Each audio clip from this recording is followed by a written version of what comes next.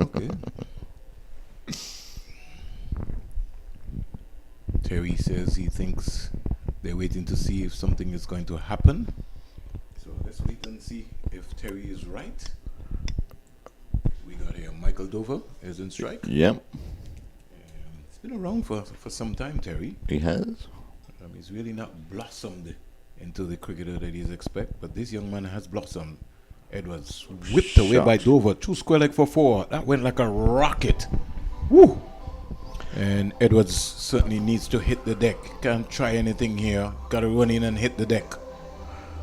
No, a nice juicy full toss that Haynes Dover was not going to miss out on, and he whipped that through the mid-wicket region down to the boundary for 4. So good shot, good positive start here by All Saints Pythons. Got to run in and hit the deck. No need to be trying anything. 8 without loss. Dover is 7. More changes being made. The third man is now brought up inside the circle, and the square leg has been pushed back to deep backward square. Here comes Nathan Edwards. He comes in now to bowl to Dover. Pitch to Nova is bowled! Edwards strikes for Empire Nation. The young man answers, and answers in a big way. Dover playing a poor shot, hitting across the line of the delivery, and he's lost his stumps. Empire Nation celebrates. Definitely, and what a comeback by the young man, Nathan Edwards. Got clipped through the mid-wicket region for 4, and straight away bounces back with the wicket of Haynes Dover, who was just starting to get into gear. Not happy with that is Michael, kicking the ground in disgust with himself. But that's first strike to Empire Nation in the first over. 8 for 1. And so, All Saints in a quandary. Who's coming out? Is that Casey Carty? He's already got a half century in this championship here so far. Number 8 on his back is Casey Carty. That's right. You could tell from the walk, Terry. You didn't have to go through that one. Well, I wasn't watching him walking. I was you wasn't checking the walking. score. Okay. Still a ball remaining. No, that was the end of the over. So the okay. So that's what I was checking. You see. So you got good stuff. And so we have facing here now. We just waiting, Terry. You got your score. Your scorecard. No, it hasn't arrived. Hasn't arrived as yet. No. Okay. I was wondering who won the toss. We'll wait for a moment to see in terms of what's going on. Let me see if we can source that out, Terry. Okay. In the meantime, coming in from the pavilion end, or this the commentary box end, will be Ford. He's bowling to Julian. And he comes around the wicket to the left-hander. Wide outside the off stump. And left alone by Julian through to the keeper, and there is no run. So Ford just checking his run up.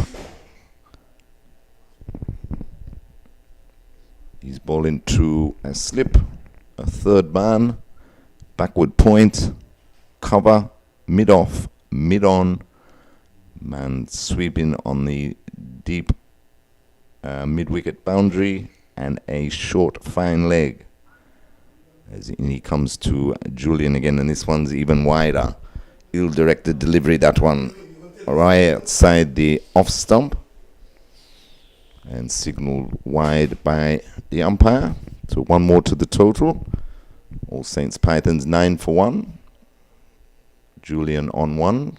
Casey Carty yet to score. We've already lost Michael Haynes Dover in the first over. 4-7. Bowled by Nathan Edwards as Ford runs in again. This one is a no ball, so he's having all sorts of issues here. His first 3 deliveries is Ford. As the umpire signals a free hit. And Matthew Ford just not getting it right at this moment in time. First one was wide enough. He got away with it. He remarked his run-up. Bowled a wide, and now he's bowled a no ball. So Julian facing a free hit. And that is wide again and cold wide. So he'll have to re-bowl that. It'll still be a free hit. The score goes up to 11 for 1. We're in over number 2 of this match between Empire Nation and All Saints Pythons for a spot in the semi-finals of the Cool and Smooth T20 Explosion for 2022. Matthew Ford just struggling here as he runs in again. He's still round the wicket to the left-handed Julian, who's on a free hit, and that one is wide again. He looks back at the umpire in disbelief, but it was very wide. So we're still on a free hit here as the score goes up to 12 for 1.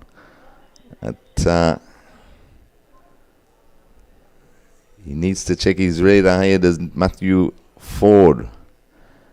He bowled one legitimate delivery. Wide, no ball, wide, wide. So Julian still facing a free hit as Ford still around the wicket. Up to him now, and this one, he hits high down to third man. And there's a misfield there down on the third man boundary, so that they're able to scamper back for 2. So 2 to Julian, that moves him up to 3, and the score is 14 for 1. In over number 2 here, 14 for 1.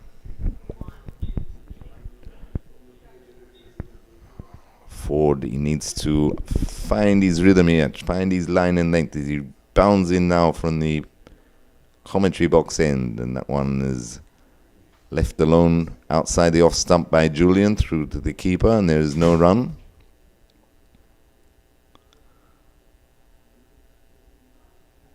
Empire Nation getting the early breakthrough. I'll be happy with that. The dangerous Michael Haynes Dover departing for just 7. As Ford turns, runs away from us now into Leonardo Julian. Julian is across his stumps and cracking that beautifully straight past the mid-off fieldsman who's up in the circle into the boundary rope for 4. Lovely shot that by Leonardo Julian. He moves on to 7. All Saints Pythons move on to 18 for 1. We're in over number 2. And you can see that Matthew Ford just hasn't got it right in this over. He's hanging the ball outside the off stump. Julian came right across his stumps and played that beautifully. Ford in again, and this one is tossed up a little closer to the bats. Defended out to the backward point region, and there is no run. Big match this for both teams. Chance to make the semi-finals of the competition. All to play for as the few more spectators come in this evening. Ford turns, bounds into Julian, and to this delivery, Julian very watchful. Just outside off stump, lets it go. That completes the over. So we've had 2 overs. The All Saints Pythons are 18 for 1 with Julian on 7. And Carty yet to face a delivery. That over from Ford, rather long over with 3 wides and a no ball. And 10 coming off that over. Edward has bowled 1 over and has the figures of 1 for 8. Of course, he picked up the wicket of Haynes Dover. Edward will continue. Left arm over the wicket to the right-handed Casey Carty. Of course, Leeward Islands player and former West Indies under-19s player. Casey Carty in good nick. He's already scored a half century, as we said earlier in the competition, as Edward is on his way into him now. And that one, he beaten outside the off stump. Good delivery that by a young Edward. Had him playing, just delivering the ball across the batsman. And Carty definitely had a niggle at that one. But no edge taken. Score remains on 18 for 1.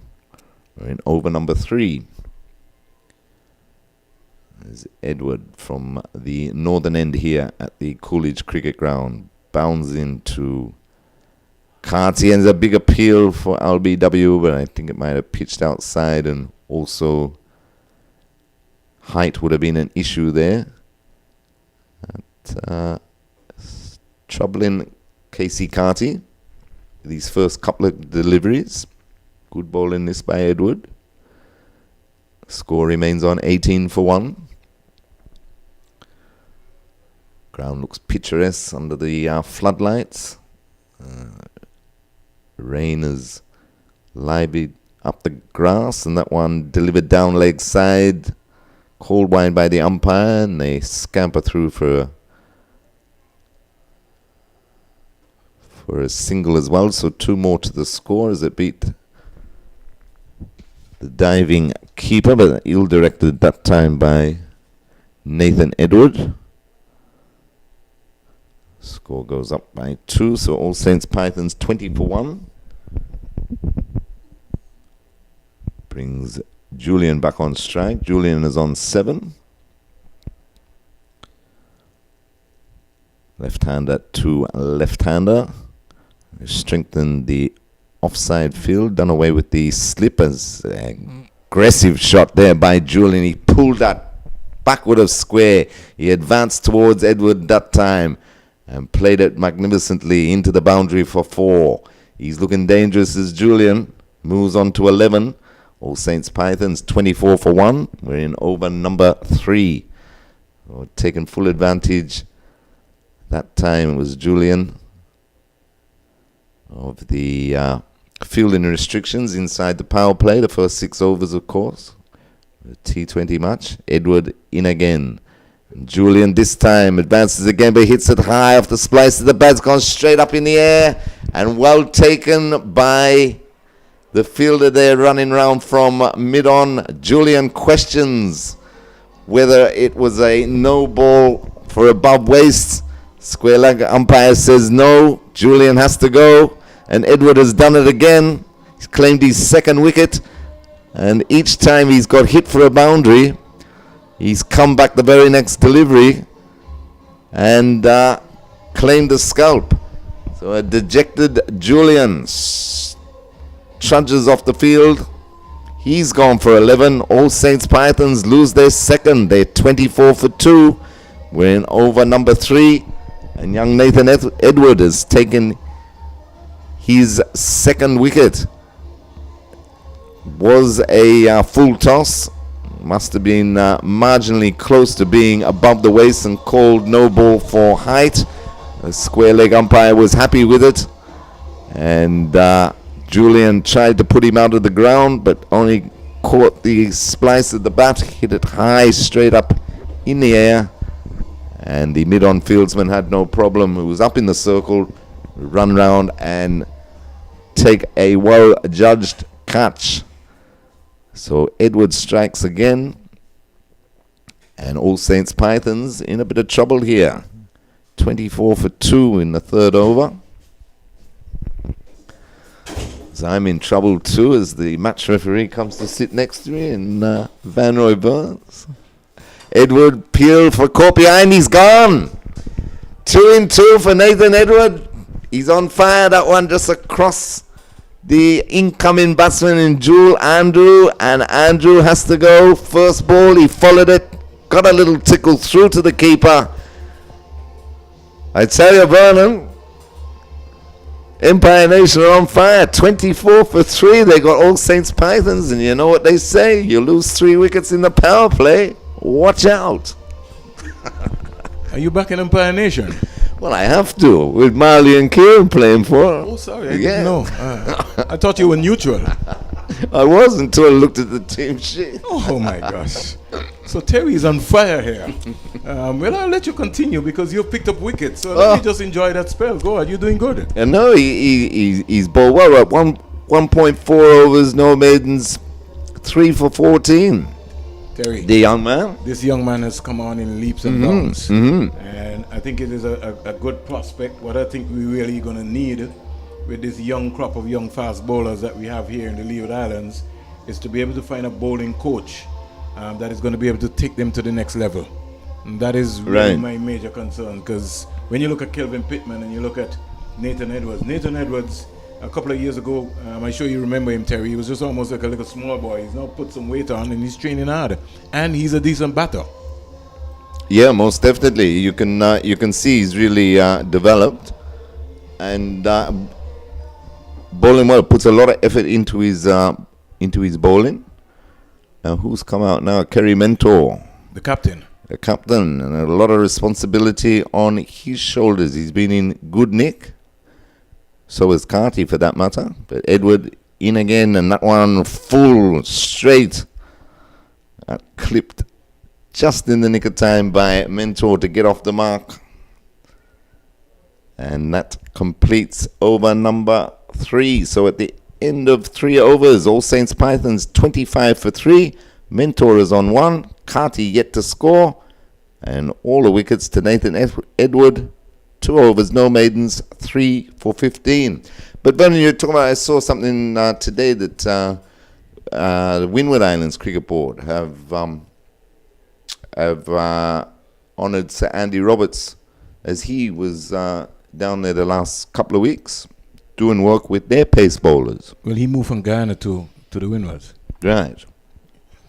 So he's doing a lot of work with them. Yeah, but you need more than just a mentor. What you really need for this whole system now is full-time coaches who's going to go through the program, which deals with nutrition, which deals with fitness, which deals with everything.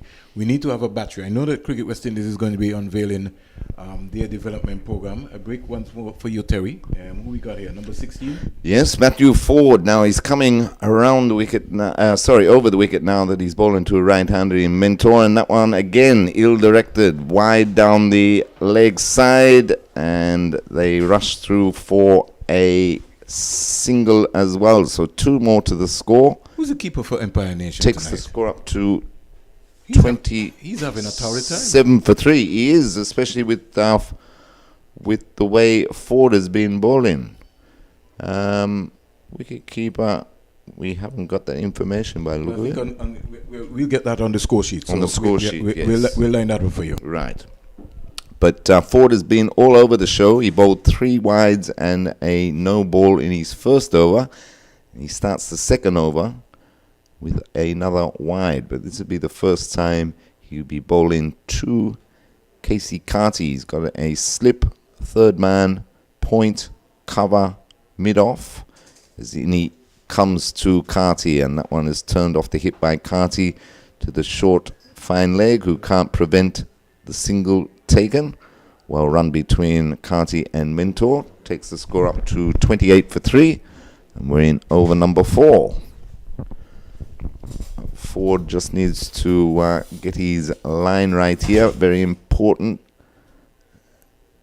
Captain has trusted him in giving him another over after his first one went for 10. And as I say, he had trouble with his radar as he bounds in again to a Mentor. And that one is a bouncer. Mentor evades and goes through to the keeper. And there is no run. So 28 for 3. We're in over number 4. Excellent start here for Empire Nation as the 2 teams vie for the last spot in the semi-finals for the Cool and Smooth T20 Explosion for 2022. As Ford turns, runs away from us now. He's up to the wicket. And this one again, ill-directed, well taken that time by the keeper. To dive and take it in his left, and he did very well. Just trying to see. It could be Javon James, it might be. The keeper tonight for Empire. But another wide ball by Matthew Ford. The score moves on to 29 for 3.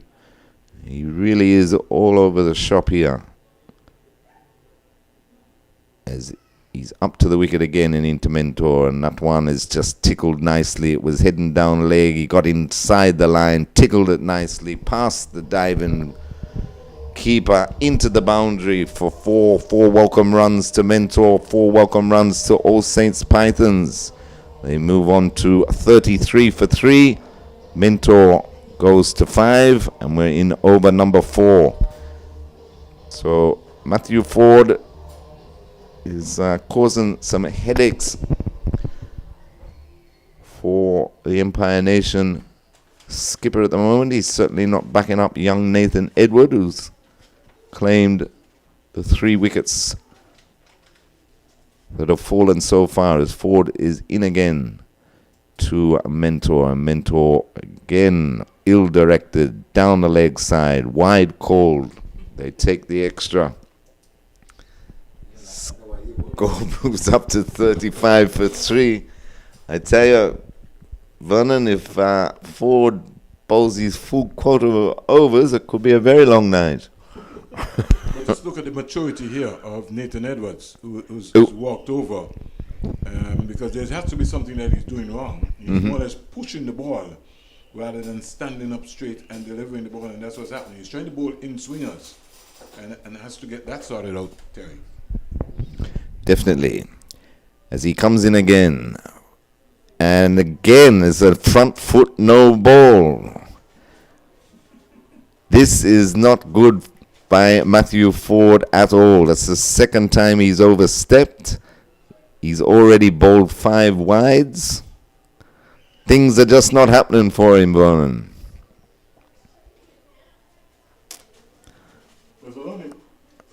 It's a learning process, Terry. And he's got Time Town, who's giving him some words of encouragement. He himself maybe can't wait to even get this ball here tonight. But Ford is really having a torrid time. Ford in. Casey Carty, free hits. Pulls it high in the air. It goes over the mid-off fieldsman, and they scamper for 2. So both free hits haven't cost Ford or Empire Nation too many. But Carty is now on 3, and the score moves up to 38 for 3. We're in over number 4. As Ford at the top of his mark runs away from us now into Casey Carty. And this one strikes Carty on the pad. He's convinced as Ford. It looked like it might have done too much. It certainly came back in, struck Carty on the pad. It was off for a single, sent back by Mentor. Ford never stopped. In his follow-through, he started celebrating, but the umpire said, not out. I'm almost directly behind the wicket here, Vernon, and to me, it did too much.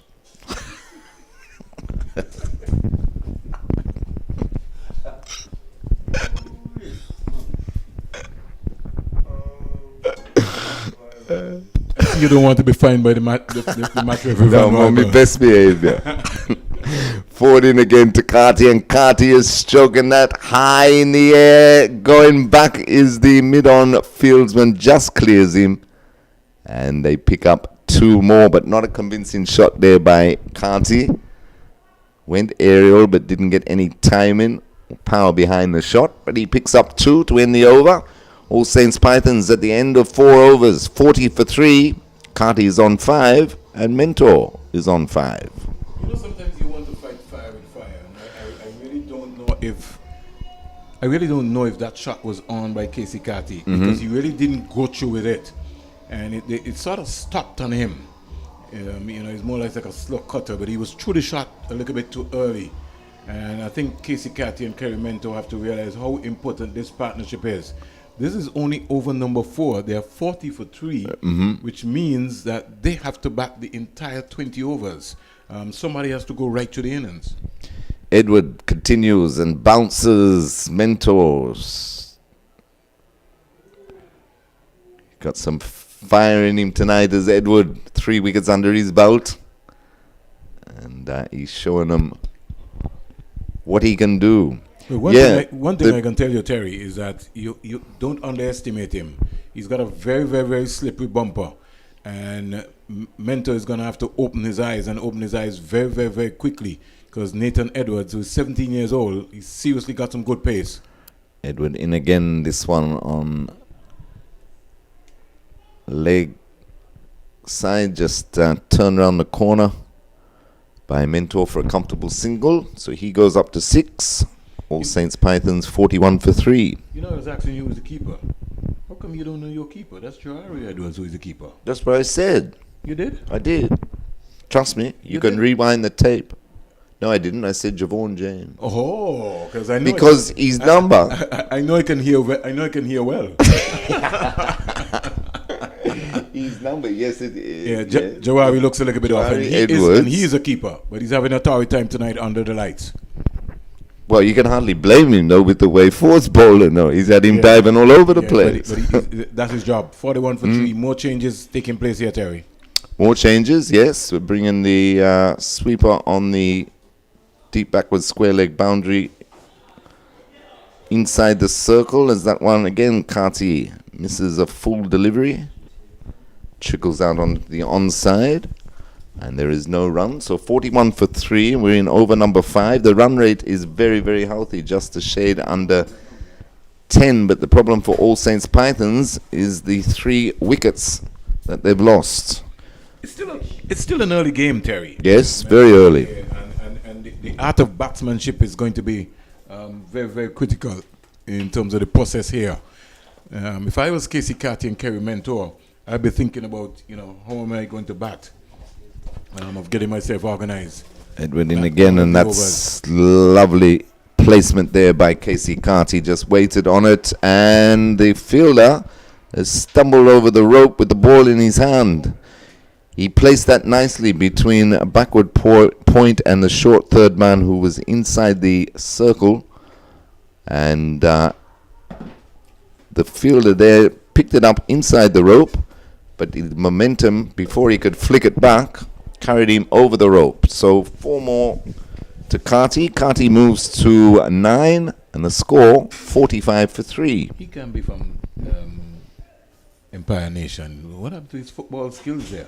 He's got to get out his right boot, man, and save that. There's no way that ball is supposed to beat him. Talking about football, did you hear Man City got knocked out of the Champions League? They did? They did. Okay. Yeah. Real Madrid came back 2 goals down again on aggregate and came back and knocked them off in extra time. Wow. That's a big upset. Very big upset. Very, very big. And it could turn the table tide now in terms of what's going to happen in the English Premier League. Exactly. It's now started putting some pressure. But Liverpool, one has to give real credit to now, Liverpool. again, sorry to cut you, Vernon, but again, somebody is just strolling across the sight screen. That's simply because we have no respect for the game. Exactly. But maybe, we could get one of the police officers or somebody to stand there. We don't need a police officer out there. That's a player. Or it shouldn't, yeah. That is a player that just walked across the side screen. Well, that's even worse, if it was. So that's what I'm saying. Why do we need a police to tell a player that you can't walk across the side screen? We need a police for that? No, we don't. No. We don't need that, Terry. It's just sometimes amazing sometimes, You could just walk behind the side screen and you could get to where you're going. Exactly. Edward in again to Carty, and this one is tossed up and cracked by Carty through the covers. Beautiful shot. 4 runs. This is the partnership, Vernon. Well, this has to be the key partnership. Yep. And these two have to bat as deep as possible in terms of what's going to be happening. This is over number 5. Yes. So 49 for 3.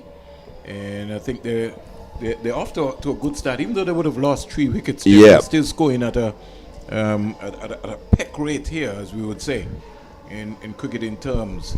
So this is going to be an exciting game, Terry, which can go right down to the wire. Most definitely. And 49 for 3, that completed the 5th over. Carty moves on to 13. So as you say, Vernon, the run rate very, very healthy. It's just those 3 wickets that's put the even more importance on this partnership between Captain Kerry Mentor and Leeward Islands batsman Casey Carty. Carty fine in the middle of the bat with that last cover drive, like a rocket to the boundary. Good signs for him. And we're going to have a bowling change from the pavilion or commentary box end. It's going to be the captain, Justin Athanase.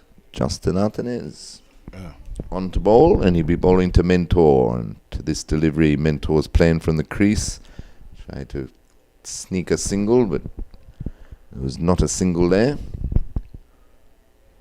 A good start for Athanase.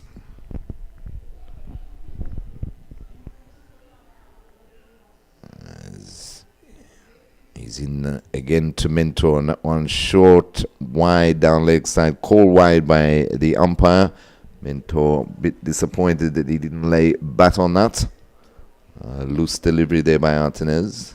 Needs to be careful as that one cracked beautifully between backward point and point there by Mentor into the boundary. 4 more. So these two starting to assert some authority. The score moves on. The delivery, Terry, is that because Athanase bowls so fast that you can use the pace of the delivery. He's almost like a fast bowler, Justin Athanase, and a good positive shot there from Mentor, bringing up the 50 for All Saints. Yes, 54 for 3. Tries to repeat the shot that time. That one bounced a bit and a bit closer to him, through to the keeper. No run. 54 for 3. We're in over number 6. Swept by Mentor, but can't beat the short fine leg. If he'd missed that, he could have been in trouble. He would have been in big trouble. I don't understand where he's trying to sweep. He'll be advised to maybe just hit the ball down the ground based on what's happening. And that one is cracked again through and beats the cover fieldsman into the boundary. 4 more for Mentor. The ground feeling, Terry, in this tournament is really below standard. Peaking out PIC Liberta, Insurance Blackhawks, the other teams have really not lifted their game at all when it comes in terms of the feeling. Yes, we've noticed that, and even the outfielding has left a lot to be desired sometimes. But Mentor has gone on to 14. The score is up to 58 for 3 as he turns this round the corner to the short fine leg fieldsman. Quickly towards the ball, prevents the single. Over number 6 comes to an end. So the power play done and dusted. And at the end of 6 overs, All Saints Pythons 58 for 3. Mentor is on 14. Carty is on 13. Well, when you look around in terms of the batters who have gone back for All Saints, Michael Dover was bowled Nathan Edwards for 7. Leonardo Julian from Trinidad and Tobago was caught Rashid Henry, bowled Nathan Edwards for 11. Joel Andrew, he got a beauty first up. Caught Joari Edwards, bowled Nathan Edwards, a lovely outswinger, and just really completely bemused the Leeward Islands under 15 captain, who's having a real great time at school cricket here in Antigua, dominating. In fact, his school won out the competition, Terry. Kerry Mentor is on 14, and Casey Carty, the informed player. In fact, we expect Casey Carty, Terry, to be heading out to the Netherlands. I hope that he gets into that final team. Hopefully, yes. Big chance. So far, Carty and Mentor put on 34 to stabilize this innings. They want a lot more, of course, but first of all, they had to rebuild at 24 for 3. It's now 58 for 3. We're going to have a bowling change from the northern end of the ground. Time Tong. And it looks like Time Tong. Well, Time Tong will come on the bowl. In fairness, Terry, is somebody who has also gone off the boil. This is a young man who would have played for the West Indies under 15 team, would have come through the ranks also for Leewards, played for the under 17, went on to the under 19. Again, we're talking about care. You got to have a proper system in place right here. Flicked away by Casey Carty into the deep backward square leg area, and the urgency there. They got to be able to get 2 runs there, Terry. You can't just get 1 run there. Mentor, ball watching, in fact, turning blind really. You have to turn the way right away around. And I think the running between the wickets is also going to be critical. When you can't get the boundaries, you have to be able to get 2 runs very quickly. But again, somebody might tell me, hey, Springer, remember Kerry Mentor's age? Here is Mentor just working this one into the short mid-wicket era. Can't stop the single. Kerry might tell you that himself. He might. Well, the next time I see him... But you're right, though. Especially a shot like that hung in the air for a while. You could see the fieldsman wasn't committed to coming in to take the catch. He was waiting for it to bounce. There was a great opportunity for 2 there. Casey Carty waits for time tongue, arms pumping, moving away. It's got some good pace. Here's Carty playing an awful shot, looking to pull a ball into the square leg area. The ball lined up along outside the line of the off stump. You'd be advised to maybe just punch that onto the offside. Didn't bounce enough for him to play that shot, and he was not in control. And had he maybe just got an edge onto that, you just never know. It'd have been flying maybe down to Kyron Powell here at short third man. He's got to regroup, get himself focused again. Time Tongue has got some pace. Can't underestimate him. Jawari Edwards has pushed himself back a little bit because Time Tongue, coming from the CIUN, he's a busy young cricketer and he's up for the challenge here. Comes in now to bowl to Casey Carty. Casey Carty is beaten. All ends up playing a loose shot. And Casey just needs to just relax, get his composure, start again. This is a new bowler. It's not Matthew Ford and it's not Nathan Edwards. So he's going to have to regroup again. Got 65 in the game that he played against Jennings. 44 balls, 60 minutes, 4 fours, 4 sixes. A strike rate of 147.73 Casey Carty. Time Tongue working up some pace here. He comes in now to bowl to Casey Carty. Wide delivery. And the umpire, Donald Shekels, gets his long arms out. He's a 6-footer, about maybe 6'2". Yeah, tall man. Very tall. But you're right, though. Carty just needs to let himself have a look at Tongue here. 61 for 3. And sometimes for a momentary, I'm kind of much concerned about the awareness and the mental state of the batters. Here's Carty driving down the ground, down to long out, picking up an easy single. Score goes up to 62 for 3. Everything is not about power. It's about how you get yourself into the right position, your right frame of mind, and your balance when you're playing your shots. That's going to be important. And that's because it's a T10 game or a T20 game. You still can play proper cricket shots and score runs. Definitely. All about game awareness. Mentor is 15. He gets his 16th runs as he turned this one down to the fine leg area. He's hustling, coming back for 2 runs. Carty's not interested. I think it was more or less a cat and mouse game between both of them. Carty, who's 15, comes into strike. Mentor goes up to 16. And the over is completed. We now have what? 8 overs bowled, Terry? 63 for 3? 7 overs. 7 overs bowled. 63 for 3. Yeah, and the partnership has gone up to 13-8. And of course, they'll be looking for a lot more of these two in Casey Carty and Kerry Mentor, but they've done the repair job, though, Vernon, and they've kept the run rate well and truly up there. It's still at 9s, spot on 9s actually at the moment. So that's a good effort between these two thus far, after the loss of 3 early wickets inside the power play. Yeah, spectators have come in nicely. Panthers Yeah, not a as few full more. as we would like it, but the main stand in front of us.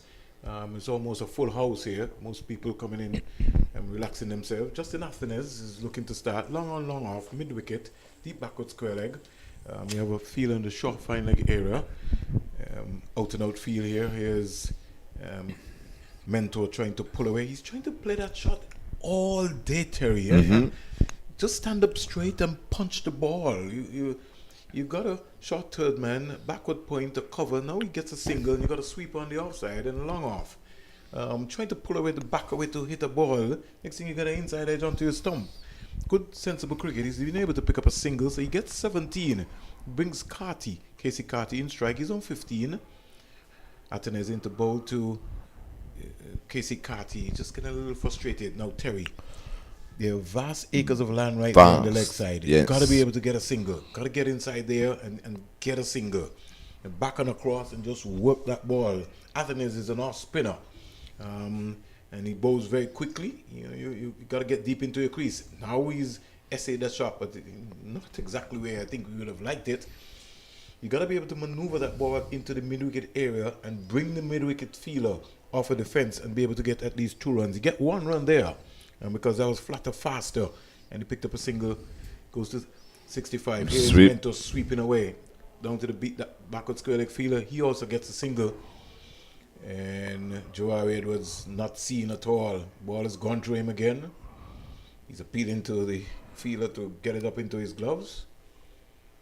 We have 66, Terry. Yes, 66 for 3 and over number 8. Altanez keeping it tight. Shango has done an excellent job right here. Here's a ricochet off of maybe one of the grass studs here on the pitch. Bungstaff, Altanez and Powell had to come in very quickly. Can't stop the single. The score goes up to 67. And over number 8, 67 for 3. 8 overs completed. Yes, Swango has done an excellent job in every match. He's the one that's been up to date, and we thank him very much for that, him and his staff with the manual scoreboard, because we've been lost quite a few times trying to chase scores. That's 67 for 3, partnership almost reaching 50, they're on 43, so this is good rebuilding stuff here by Carty and Mentor. As Tongue loses his run up, so he will start again. I think Casey Carty pulled away. Don't think he was quite ready. Okay, so it was All Saints Pythons who won the toss and decided to take first strike. Runs on the board is runs on the board. Definitely. Here is Carty just turning this one down to the fielder. Fine leg. Youngster there. He looks like he's maybe no more than 15 years old, and he hurls the ball back into the keeper. We're in the number 5. 68 for 3. Or is he in number 2? 68 for Makaya McKenzie, was it? You will pick that one up. McKenzie. Mentor is driving. Dancing. Shot. Beautifully shot. And it's gone for 4. That's a lovely cricket shot. Good balance. Mentor himself would have played for the Leeward Islands also sometime. Played U cricket. And fell off a little bit. I would say he was treated a little bit unfairly in terms of representing Antigua and Barbuda. Because at the time when he came, Mentor was also a keeper. Did you know that, Terry?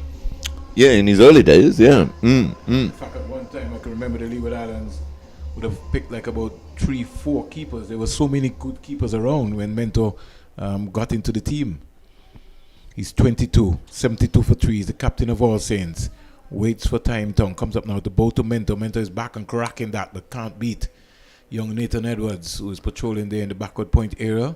How this young man has grown in confidence, in stature. And he really would be on the radar in the next 3-4 years. And when you look at his improvement, it all goes well for West Indies cricket. He's a left armer, and he's got a bright future ahead of him because he can bat. Time Tongue comes in now to bowl to Mentor. Short delivery. Mentor is getting a little on the edge onto that. Mackenzie comes around nicely, and he hurls the ball right back to the keeper. But Mentor is struggling to get back for the second run. Leg byes. Yep.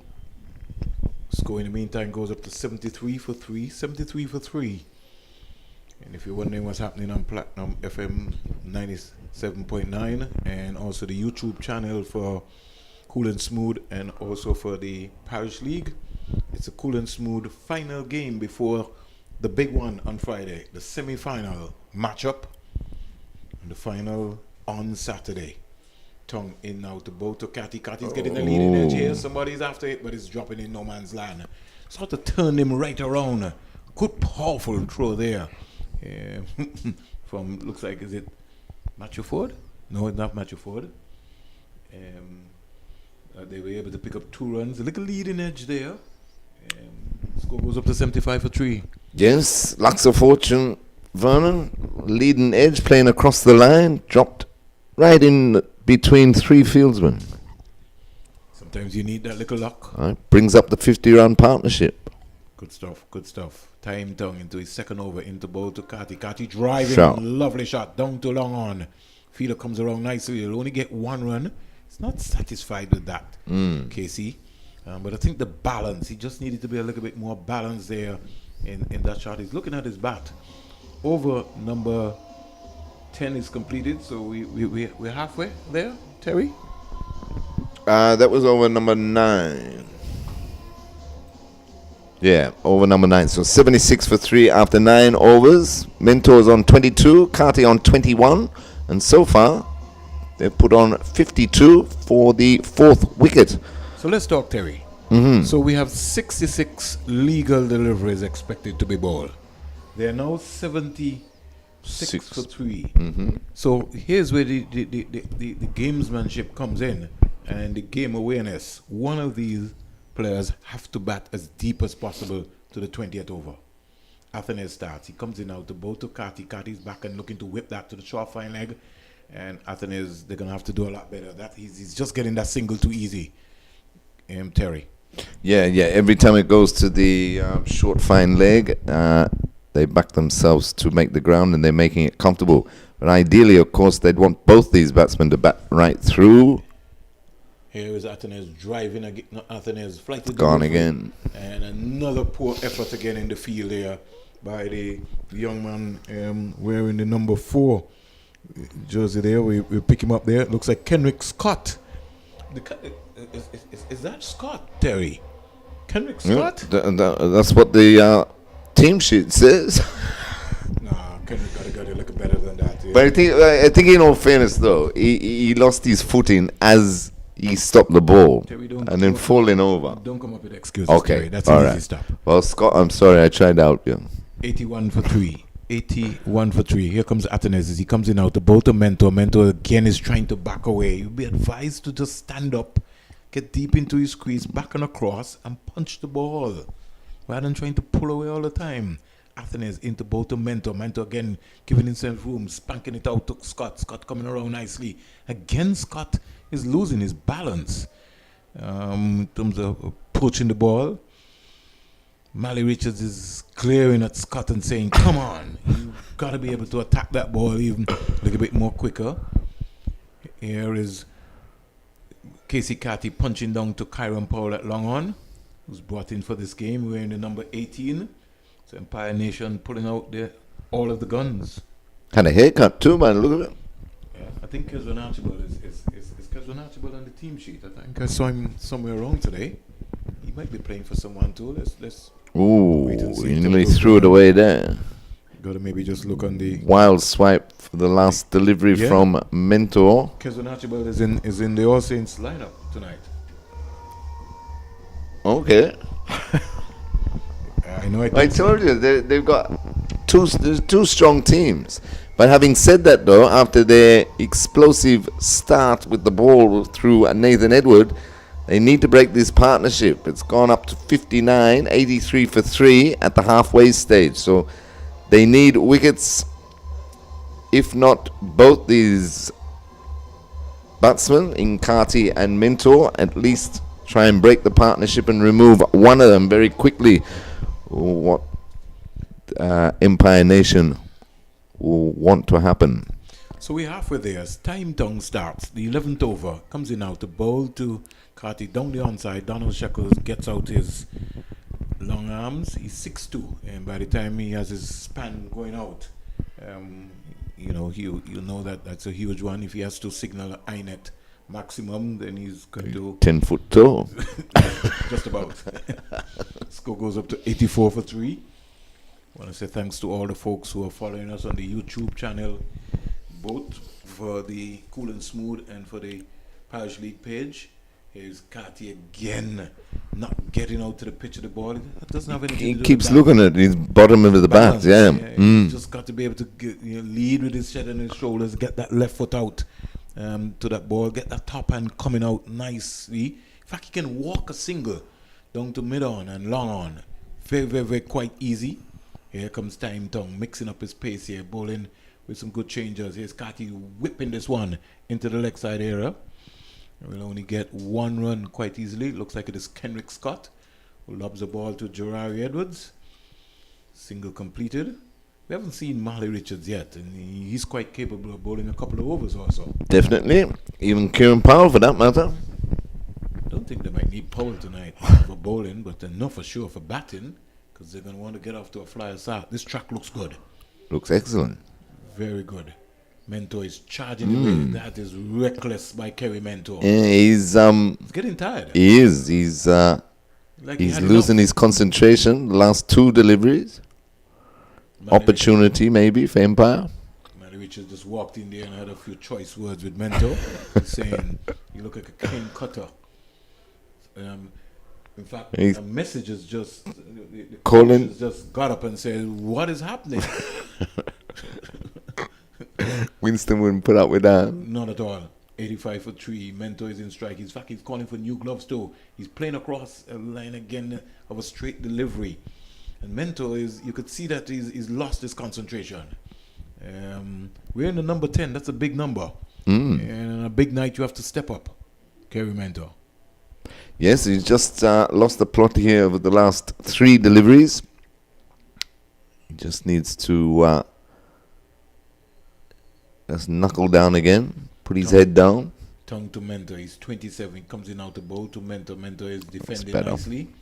And he's cut balls. So, you can change a game, Terry. You can look to defend a couple of good balls, and you can make up on the back end.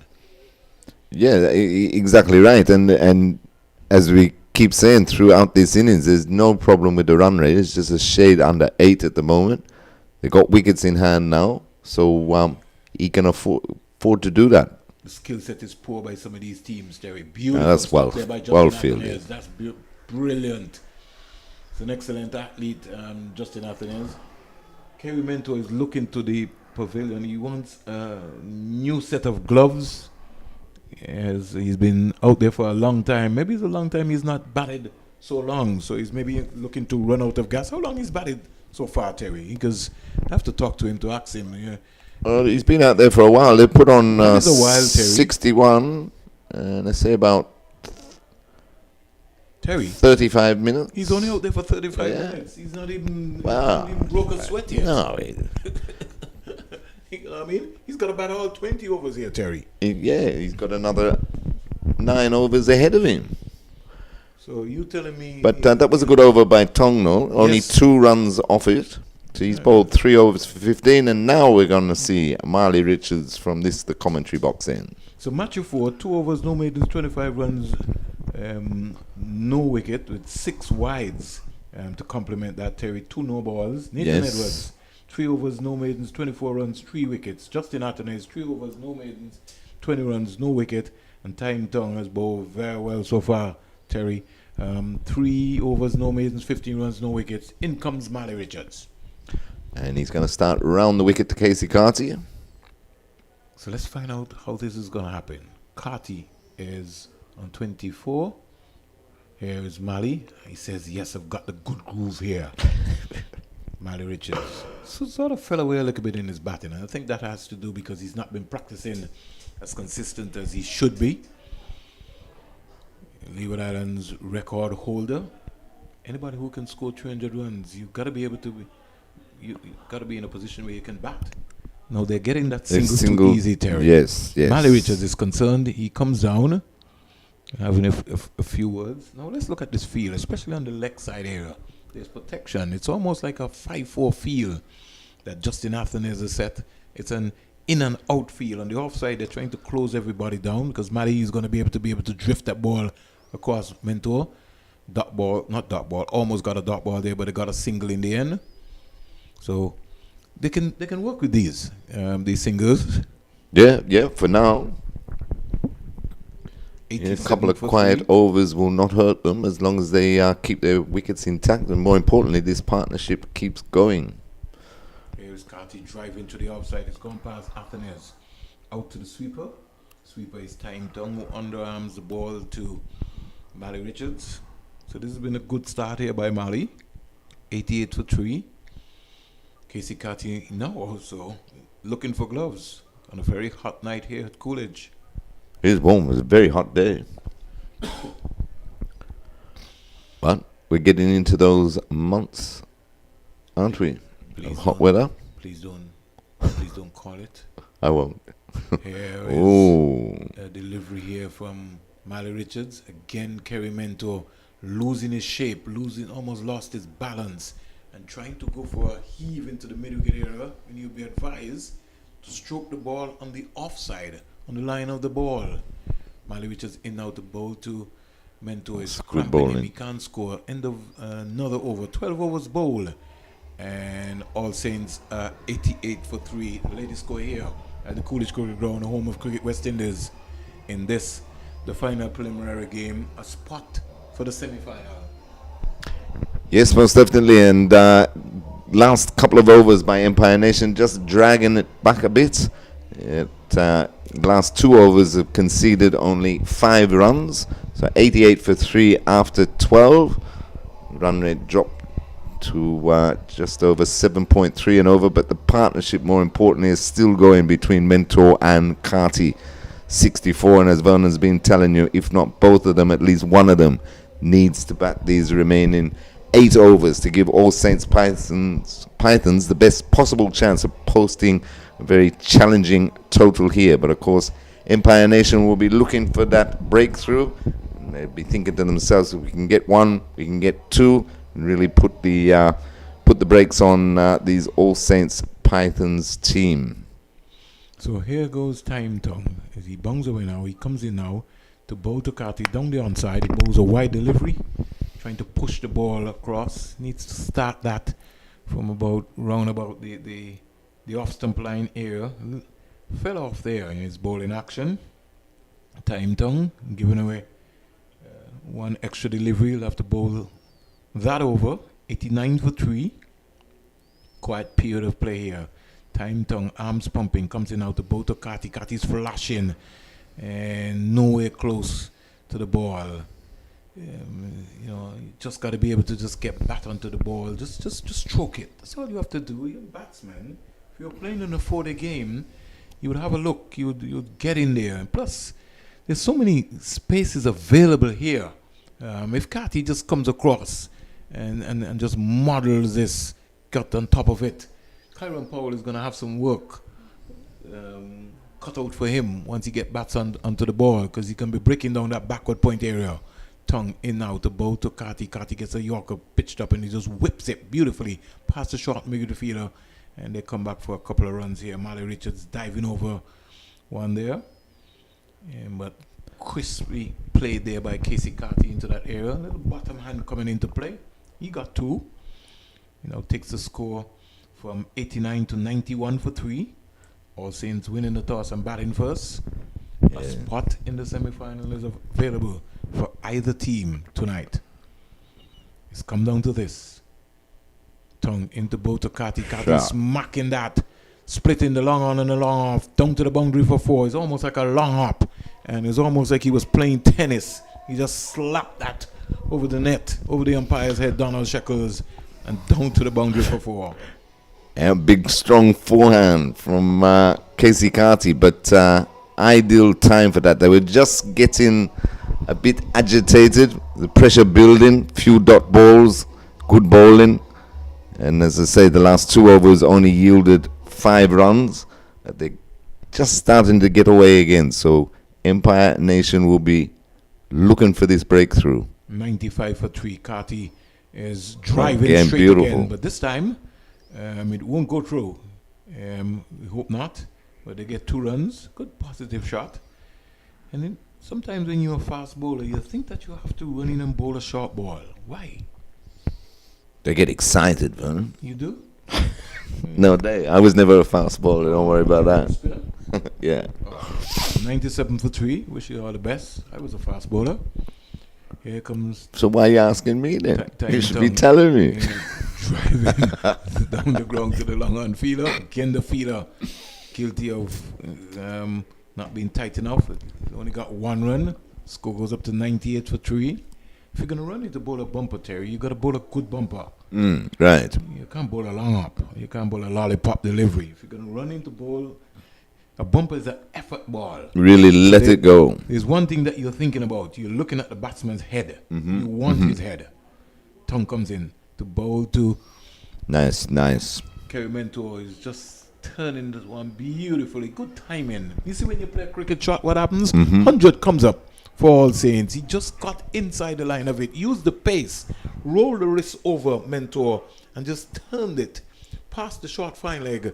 And the young man Mackenzie running for all his worth. Couldn't stop it. A boundary to Mentor. And in the meantime, the 100 has come up for All Saints. They're 102 for 3. And an exciting game on here. This looks like a 170 score. Yes, they're getting away again. There's some 14 runs off that last over, so that's really help after 2 quiet overs that only produced 5 runs between them. But that was a lovely shot, that last one. Fine leg glance there by Mentor, exquisite timing. And these two, the partnership is gone over 70. So Empire Nation, they know what they have to do. Whether they can do it or not is another question, because these two just starting to assert their authority once again. So Mali Richards will come around the wicket. Very tactical move here by Mali Richards. He comes around, he's going to bowl to Carty. Carty driving straight down the ground. Coming around is Kenrick Scott. They only get 1. It's made up for that misfield earlier. Score in the meantime goes up to 103 for 3. 103 for 3. Mentor on 32. He comes in to strike. Mali Richards trying to close off that angle. He comes in now. Mentor is pulling away. Unlucky as that shots down to the third man area. Vacant third man area. Again trying to give himself room to back away. Got an outside edge. Peel off the outside part of half of the bat, and he was able to pick up 2 runs. It goes up to 34. In the meantime, the score goes up to 105 for 3. 105 for 3. If you're listening to Platinum FM 97.9, your sports station, it's the live ball-by-ball coverage. Crowd has turned out, but we need more. Here is Mali Richards kicking himself. It's called Pat Dry, where it's gone for 4 wides. 4 way, yeah. Just got that one wrong. Before that, Mali had been bowling to his field very well, but that one just lost the radar. A touchdown leg side and 4 byes, but good runs here for All Saints Pythons as the partnership moves on to 85. 110 for 3. We're in over number 12. A lot of overs to go here. A lot of balls. This is a big game. 8:41 in Antigua and Barbuda. Mali Richards comes in to bowl to Mentor. Is in now to bowl to Mentor. Mentor is tugging this one. Splitting the long on and the long off down to the boundary for 4. Powell and Scott could retrieve. In fact, I would bring Kyron Powell a little straighter, Terry. I don't know what you feel. Because Mentor and Casey Catty have shown that they're inclined to hit the ball as straight as possible. I'd have brought Kyron Powell a little bit more to his left. Richards into bowl to Mentor. Mentor is driving in the air. Is there a chance here for time tongue? No. Spin has Oi! Oh. Oi! A lame effort. Spin goes past him. And when that happens, you're embarrassed. A boundary again to Kerry Mentor. Time tongue. You have to read that. You have to remember that, Terry. That is always going to spin backwards once it pitches in the turf. And this is turning out to be an expensive over. 16 off it so far. 118 for 3. Mali Richards into bowl to Mentor. Mentor is he dropped? No. Missed everything, I think. Take it. Mali Richards a little frustrated with himself, saying, come on, you got to catch that. You're the keeper. Don't give it away like that. Let's find out what's going to be happening. He's thinking, he's talking to himself, Mali Richards. He comes in now to bowl to Kerry Mentor, into bowl to Mentor, flatter faster, Mentor back and looking to beat Matcher forward at backup point. Can't score. Over completed. 118 for 3. A decent over so far for All Saints. 13 overs bowled. And we have some 7 overs to go. Yep, 14 overs. 118 for 3 after 14. The partnership's worth 94, Vernon. Mentor on 42 and Carty on 38. So they've really taken this game away from Empire Nation after being 24 for 3 They're now 118 for 3. Still got 6 overs to go. So they could be looking at a very big challenging total Empire Nation here if they fail to remove at least one of these well and truly set batsmen in Casey Carty and Kerry Mentor. The 16 runs came off that over, Terry, which was pretty expensive. You know, when you look at the context of the game. And Justin Athens will now have a headache. Who's coming back? Is this your friend Matthew Ford? No, it looks like number 3. Yeah, no, it's Lonefield, Damien Lonefield. Oh, what? So, yes, Athens is trying something different. Pace off here. In Lonefield normally bowls a lot of slow cutters. Maybe you would sort of need that. You look at the bowling options available to Athens, Mally Richards, Time Tongue, 4 knot, 29 knot. So Tongue wasn't bad after all, Terry. No. Tongue bowled well. And Lonefield has bowled well this season. So let's see what he can do now. But they desperately need a couple of wickets just to stem the flow here, do Empire Nation. Mally Richards, 2 overs, no maiden, 19 runs, no wicket. Like I said, his last over cost 16. And that has changed the whole context of the game. Lonefield, who normally bowls some slow cutters here. Right. Carty hoisting that Chance. here. Watch out. The collision is there. Aye. Drops it. It cannot get any easier than that. How can Time Tongue drop that? Who is he blaming? The ball landed in his hands. Ball landed in his hands, but I think he was watching You Mali can't run running at with him. your hand. The fielder ran away from you. Yeah. Come on, He Terry. did. Come on. That's poor. Should have been taken. That's an Definitely easy should have been taken. That is an easy catch. At this level, you have to take that. 120 for 3. Carty giving a life here. And he's whipping that again. Coming around there, his Time Tongue. He's got to make up for that. And good, powerful throw to Jawari Edwards. He's got a good arm. But really, at this level, you have to take that. This is almost like a semi-final game. You have to come up with that catch. Definitely. Carty. Yep, and it could be a pivotal moment in the game, Vernon. These two approaching 100 partnership. And Empire Nation needing the breakthrough desperately. Lonefield bowling a lot of slow cutters, and because he's taking pace off of the ball, it now means that these two are going to have to manufacture something, and that's the longest side of the boundary right here, the western side, whether you like it or not. And so you come to Coolidge, and you look at the straight boundaries and say, "Oh, all right, I think I can clear them," but you can get yourself into some trouble. Here also. True. 122 for 3. 122 for 3. Lonefield comes in now to bowl to Carty. Carty's hitting this one. Again, chance. Chance. He's out. Ow! Oh, that was even worse, that one. Oh, he's dropped it again. Straight in, straight out. Something has got to be wrong. And who's dropped it? Mally Richards? No, it looks like Kenrick Scott has dropped that. I think it's Scott, yeah. Oh, I can't believe this. Oh, that was a scissor, Vernon. I cannot believe this, Jerry. Not tonight. Can't say they haven't had their chances. That one was straight in the bread basket and straight out again. These two, Carty is just trying to get out. He's 123 for 3. There's no need for him to be playing those shots. And He just needs to bat. He bats as deep as possible. All Saints gets to over 200 here. Lonefield into Mentor. Mentor is driving again down the ground. Scott takes a easy He catch. took it this he's time. out. So we're talking about it. Why is Mentor playing that shot? A wicket that they didn't need to lose. The captain goes back and he's still practicing that he wanted to play that shot. The captain goes for 42 and the partnership is broken on 99. But thrown away there by Mentor. This time, Scott takes the catch. Probably a harder chance than the first one that he should have taken. Could have had both these batsmen remove Vernon, but at least they got the breakthrough that they so desperately required. You see, Terry, if I'm a coach, right, I see Musa Thomas clapping. He's not getting any claps from me. That is right. You're the captain. You look on the scoreboard. The score is 123 for 3.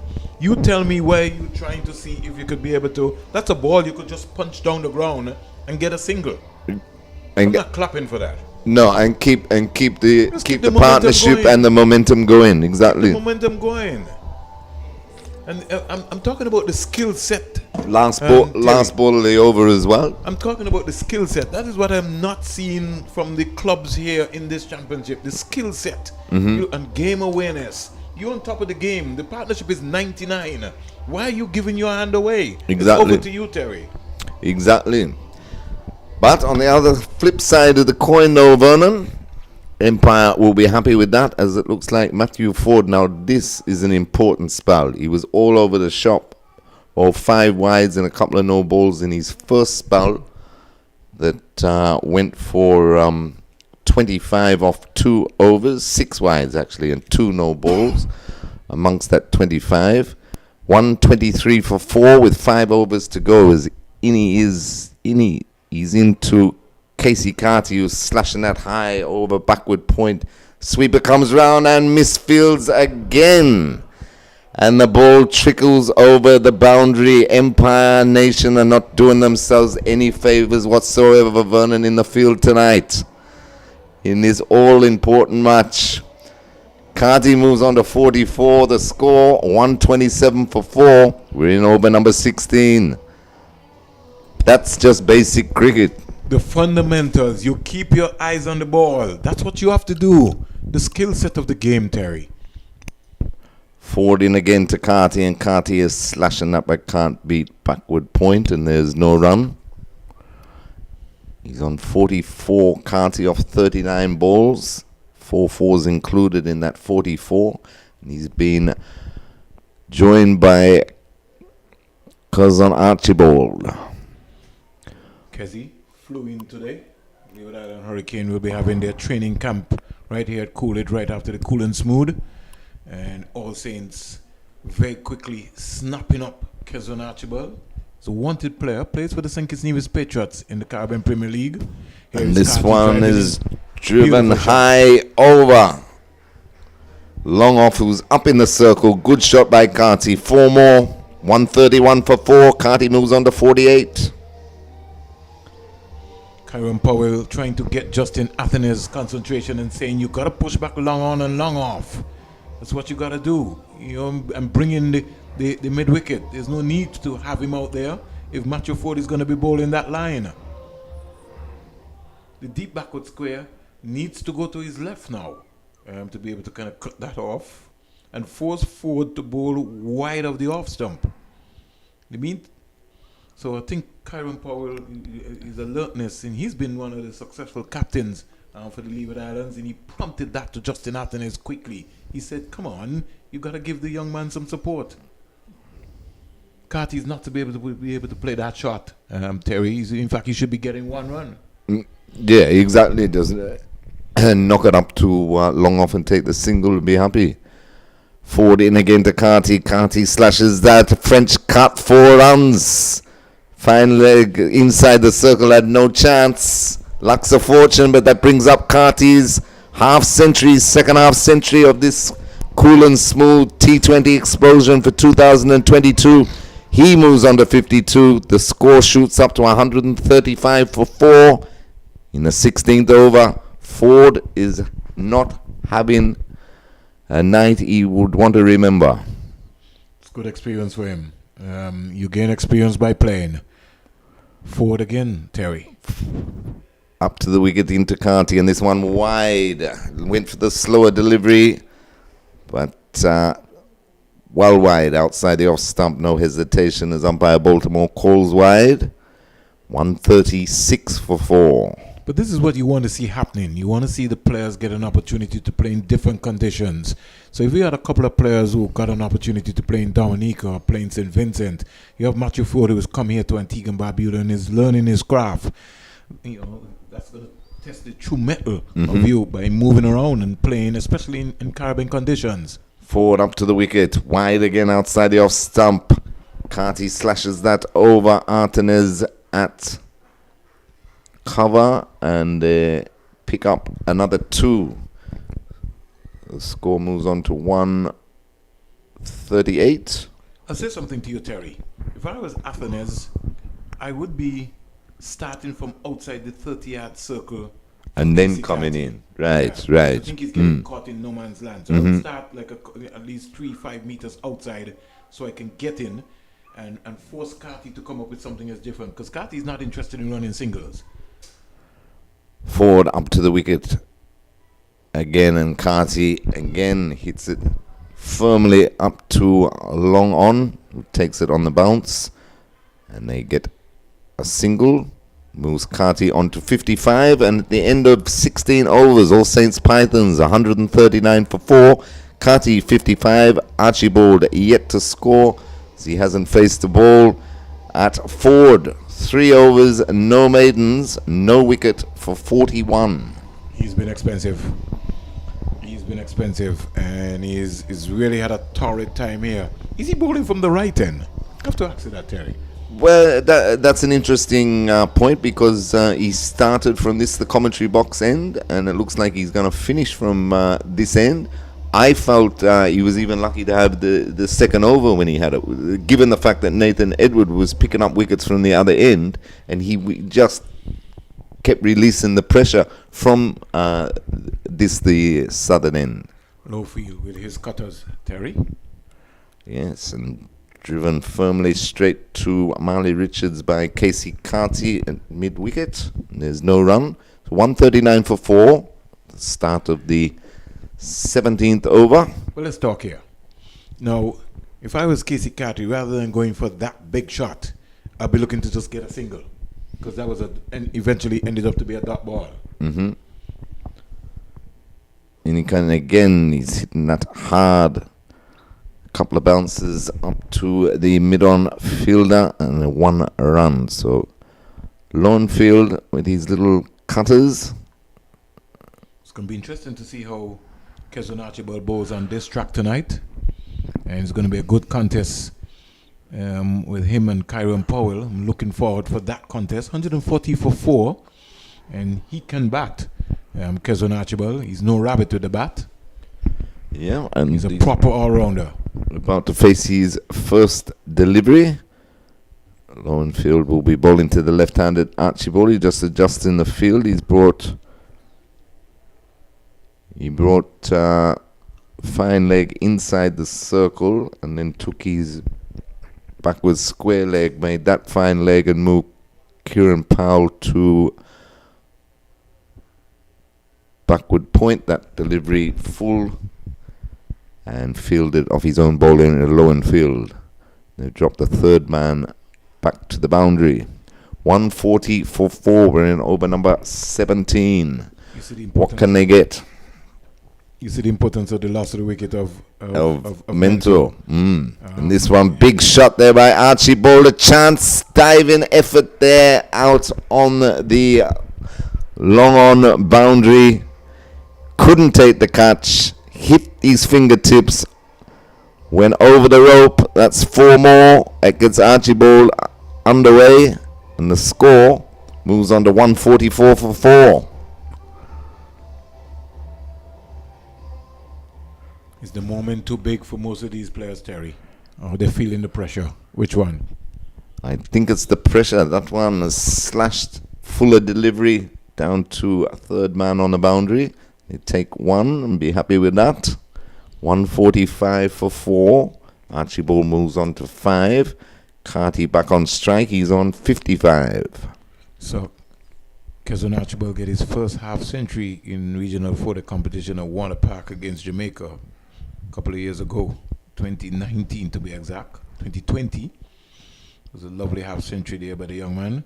Carty advances, takes the inner portion of the bat, rolls into the mid-wicket region where Marley Richards fields, and they complete a single to complete over number 17. So at the end of 17 overs, All Saints Pythons, after choosing to bat first, 146 for 4.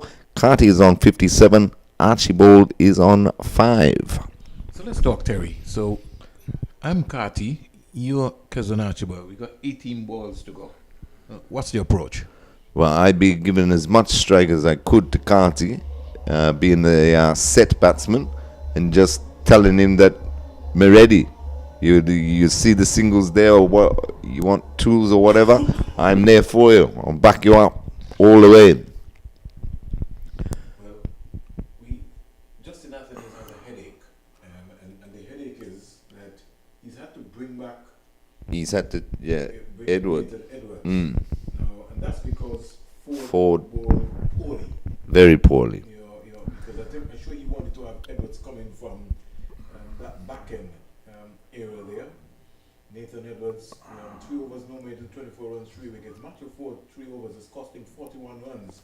Justin Anthony, he's also got 1 left. 3 overs, no made, 20 runs, no wicket. Time Tong has completed his spell. Edward in slower ballers pulled high, running back, trying to take it over his head. Was a fielder there, just out of his reach. And they take 2, hit high on the splice of the bat there by Casey Carty, but fell into the outfield just out of the outstretched hands of the mid-wicket fielder. 2 more to Carty. He moves on to 57. The score, 148 for 4. We're in over number 18. Edward in again, and that one is whipped through backwards square leg for a single. 149 for 4. Carty moves on to 58.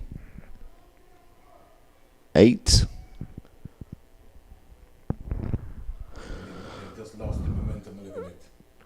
And Kerry Minto will be continuing. In fact, when we look at her, Kerry Minto batted for some 53 minutes, 38 balls, 42 8-4s, a strike rate of 110.53. So he had the momentum. I think he just ran out of gas. His fitness level was tested there. It was, and was the last ball of the over that he got himself out on, and he'd be disappointed with that. But Edward into Archibald, that wraps him on the pad, going down leg side. Did it go back onto the stumps for him? I think it might have bowled him, It did? I think so. Yeah, he's been bowled. No excitement shown by the Empire players who never left their positions, but via the pad back onto the stumps. Archibald goes for 5. Edwards picks up his 4th wicket. 4th wicket. All Saints Pythons lose their 5th. It's 149 for 5. In over number 18. No, that was a very soft dismissal, that one. We didn't see the bailiff dropping off there, but no. So too was also Kevin Archibald. How comes Owen Graham, who was shifted from Rising, right? Playing for All Saints. So Nathan Edwards stands a chance of picking up 5 wickets here. And that would be fantastic for the young man. Certainly would be. 4 for 27 off 3.5. So he's got 3 deliveries to try and pick up his 5 for. And following in the footsteps a couple of nights ago, Kelvin Pittman, who picked up the Man of the Match award. This goes well for Leeward Islands cricket and for West Indies cricket. You see 2 of the youngsters were part of the West Indies on the 19 setup on 49 for 5. Wish that they would have had maybe somebody like Anderson Amadon playing for one of these teams in the competition. Very accomplished young player. Amadon. Edwards comes in now to bowl to Graham. Graham is pulling Shot into the square leg area, but he'll only get 1. Good feeling. Why are they diving? Boy. Terry, what's the dive about? I think it looks good, doesn't it? It does. Well, if you stop at it, though. Well, but Marley dived, rolled, picked it up, threw it, and nearly threw it back to St. John's. 150 up for All Saints. 155. Carty on strike on 60. Oh, that was unlucky. Yeah, he tried something. Carty was advancing and he tried a back arm slow cutter. Set with himself. But Carty had to change his mind. You could say that that's something that he was practicing. Justin Anthony is saying to him, come again, let's go again at him. 151 for 5. Carty has lost his momentum. He's lost his rhythm. Casey Carty. Edwards is bowled beautifully here so far. Terry. Excellently. It's up again to Carty, and Carty advances, hits it high over the rope. He got under that. Yep, the long on there, long off, sorry, thought he was in for a chance. Pace off. Pace off, yeah. You had to come for it. So good common sense cricket here by Nathan Edwards. 6 more to Carty, moves him up to 66. The score 157 for 5. 1 ball left in the 18th. Last chance for Edward to pick up his 5 for he's into Carty, who's advancing. He Does has it take the 5 edge? wickets He's to got Nathan it. Well Edwards. done, young man. Well done. 5 Excellent. wickets to Nathan Edwards. What an achievement. That is big. Kyron Powell rushes up to him and says, well done. Excellent. That is brilliant. Good catch by Joari Edwards. Yes, excellent catch. Casey Carty walks back a dejected young man, and now All Saints have given the rhythm and the momentum back to Empire Nation. Yep, there's still 2 overs remaining, but that was excellent bowling there by Nathan Edward. He tried that delivery earlier in the over and got called for a wide. That one, he kept the line, bowled it slower, tossed it up outside the off stump to the advancing Casey Carty, took the edge. Fine catch by the keeper, and well done, young man. A great 5-for. He finishes with, gets Casey Carty for 66. And at the end of 18 overs, All Saints Pythons 157 for 6. I want to really give credit to Coach Singh in St. Martin, who has done an excellent job with the limited resources that he has in place. People like Kern Saunders, a lot of folks in St. Martin cricket who have worked tirelessly with these youngsters. This is remarkable, Terry. Most definitely, and puts West Indies cricket in great stead when you see these youngsters doing very well. Now they rush a single off Lowenfield's first delivery of the 19th over. You know, I kept saying, Terry, even in the build-up for the Under-19 World Cup, I was talking to Graham West, and I said to him, you need to go to St. Martin. You need to go to these islands and see the talent for yourself. Don't let me tell you about it. Mm-hmm. Take a trip. Go and see the talent. And I don't think a lot of people are paying attention to what's happening in St. Martin's youth cricket program. And if they can get 1 or 2 coaches, they've got some good young talent in St. Martin, in Anguilla. They've got some talent even in Montserrat too. Just needs to be honed. You got a couple of young players who've gone off to play in England. Jamal KB. Right. You got also White, the captains, Wandy White. You got a number of players. So there's talent around. There. We're not short of talent. What we're short of is systems. Right. Lowenfield keeping it tight in this over. Score 159 for 6. We're in over number 19. He's bowled well because he's been able to take pace off the ball. Yep. And that has really brought Empire Nation back into this game here. Right Graham away. tries to force that. Hits it to Mali, who drops what he should have caught. They've certainly haven't done themselves any favors whatsoever tonight. Empire Nation in the field. They've dropped some dollies. That was hit firmly, but straight to Mali. He just lost his balance a bit.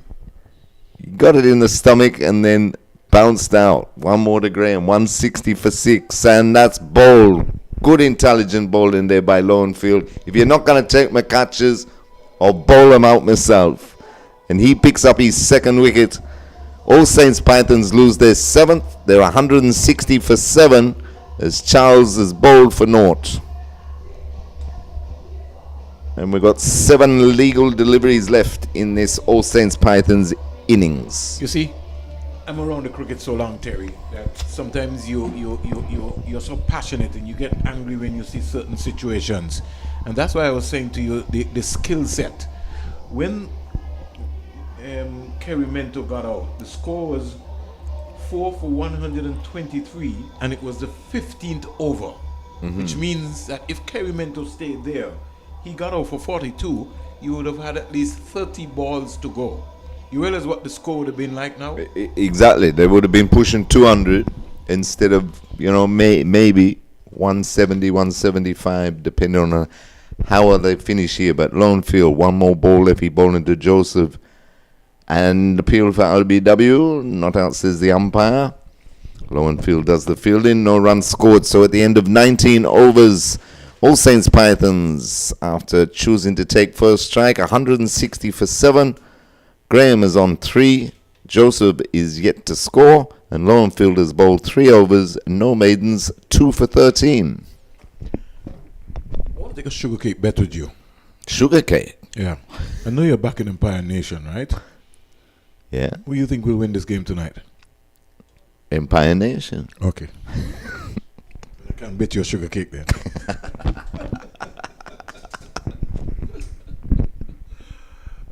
Folks, if you wonder what's happening, it's all banter here in the commentary booth. Nathan Edward, brilliant spell of bowling. 4 overs, no maiden, 5 for 35. 5 for 35. Excellent for the young man. Oh, excellent. It's a beauty. First time playing in the Cool and Smooth T20 tournament, and he's demonstrated and made an early statement. This is a statement. This is a statement to say to the Leeward Island selectors, I am ready. Clubbered away here for 4. Short delivery by Justin Arthanez. That's sat up and put away nicely. Put away very nicely by Owen Graham. He moves to 7. Not the ideal start that Captain Justin Arthanez would have wanted. He was short and was given the treatment. So 164 for 7 in the last over. That's better delivery. They still pinch a single to backward points. So Graham moves to 8. Brings Larry Joseph on strike. He's yet to score. 165 for 7. We have 4 balls remaining as Arthanez into Joseph now. And that one again short. Wide down the leg side. Fumble by the keeper. It should be run out. I don't know why Larry Joseph didn't run. He was called through by Graham and he did not run. He just trotted. So he's been run out for naught. All Saints Pythons lose their 8th wicket. 165 for 8. We're in the 19th over. 3 legitimate deliveries remaining. Why didn't he run, Vernon, when he was called through? He was ball watching. He was.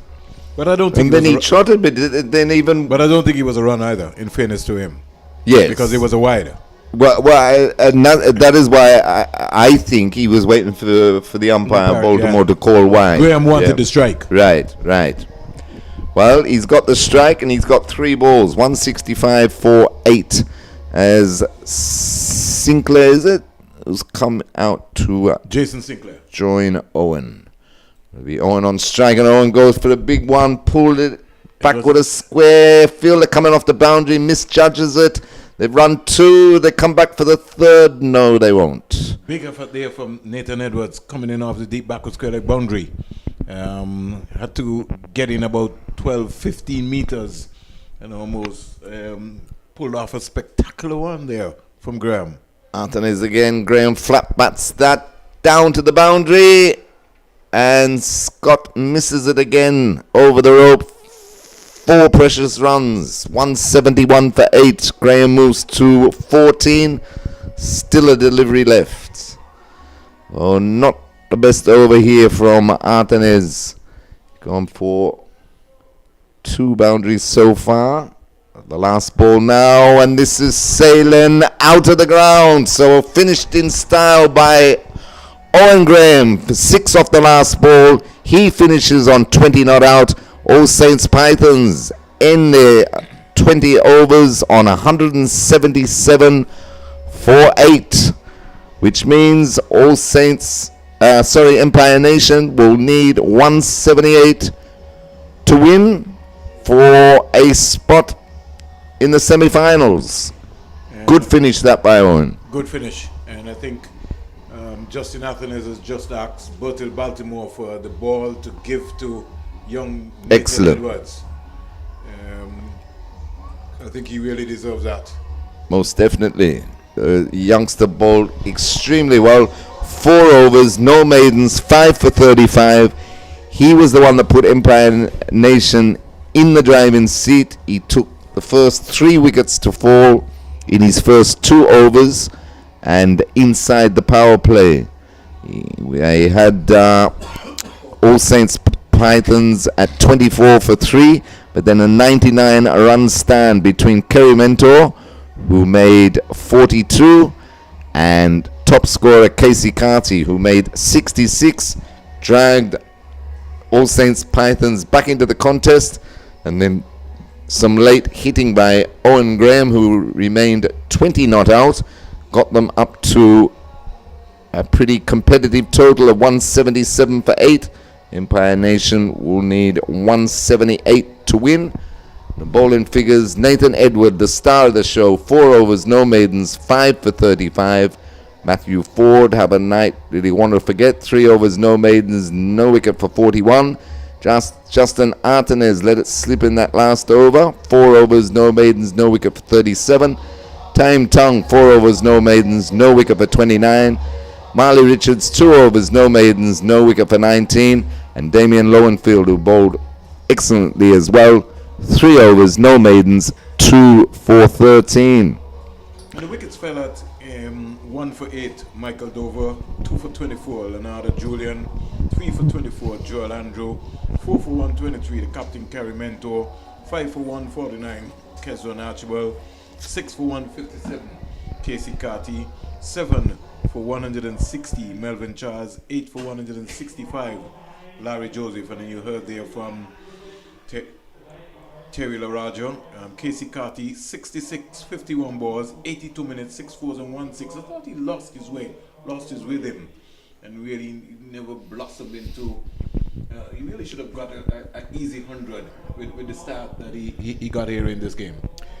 Yes, most definitely, and we see that quite a lot, Vernon, that they get good starts, they get their half century, and then I don't know whether it's eagerness or they just lose their way, a bit of concentration, as you say, but they don't go on and get the triple figures when they've got an excellent chance to do so. But nevertheless, top score was 66. Let's go through the batting card for you. Michael Haynes Dover was first to go, bowled Nathan Edward for 7. Leonardo Julian caught Rashid Henry, bowled Nathan Edward for 11. Jule Andrew caught Jahari Edwards, bowled Nathan Edward first ball for 0. Kerry Mentor caught Kenrick Scott, bowled Damien Lowenfield for 42. Kazon Archibald bowled Nathan Edward for 5. And then, of course, the big one, Casey Carty caught Jahari Edwards, bowled Nathan Edward for 66. 66 came off 51 balls, 82 minutes, included 6 fours and 1 6. And that was Nathan Edward' 5th wicket, claim his first fifer. And Melvin Charles was bowled by Damien Lowenfield for 0. Larry Joseph was run out by Jahari Edwards for 0. Owen Graham ended not out 20. Jason Sinclair not out 0. There were 26 extras, 2 no balls, 21 wides, which didn't help Empire Nation. 3 leg byes, and the total 177 for 8, which means that Empire Nation will be chasing 178 to win. And whoever wins this match, of course, will join Liberta Blackhawks, Bethesda Golden Eagles, and Jennings Tigers in the semi-finals, and they'll take place right here at the Coolidge Cricket Ground on Friday, and then on Saturday it will be the 3rd and 4th place playoff in the afternoon, and Saturday evening will be the big one, the grand finale. Who will it be, and who will take home the cash prize of $22,000 for this Cool and Smooth T20 Explosion 2022 edition, back after a couple of years hiatus because of the COVID pandemic and the restrictions and protocols and everything. We're back with a vengeance this year, and of course the crowd, come on out, come and support some great local cricket, support family, friends, bring everyone. Coolidge Cricket Ground, under lights, nothing better. But we're just on an innings break here, and then shortly Empire Nation will come out to chase this 178. Just to give you an idea, Terry, we've had 10 half centuries. Just to give you an idea, Terry, we've had 10 half centuries in the tournament so far. 2 each to Kofi James and Casey Carty in this competition. Kofi James leading the way with 77 versus New Winthrops, 42 balls, 55 minutes, 4 6 sixes. And Kofi James plays for PIC Insurance, Liberta Blackhawks. And he also had a 69 against Piggers, 42 balls, 55 minutes, 9 fours and 2 sixes. And this was now supported by Casey Carty, who originally before had a 65 versus Jennings, 42 balls, 60 minutes, 4 fours, 4 sixes. And tonight against Empire Nation, 51 balls, 82 minutes, 6 fours. I'll just come back to that. He, on his 51 ball knock here, and also 1-6. Then you would have also now had Kareem Agor, 58 not out, 29 balls, 34 minutes, 8 fours and 3 sixes. Darren Bento, 51 not out, 36 balls, 45 minutes and 9 fours. Naeem Young, who's in the semi-final also, 52, 41 balls, 44 minutes, 6 fours and 3 sixes. Yuri Smith, who's batting, really looked good so far this season, 51, 45 balls, 59 minutes, 6 fours and 1 6. His 51 was against New Winthrops. Rakim Cornwall last night for Liberta, the captain, 58, 34 balls, 36 minutes, 2 fours, 6 sixes versus Bethesda. And today, George Munzi, 57, 39 balls, 49 minutes, 9 fours and 1 6. So 10 half centuries, including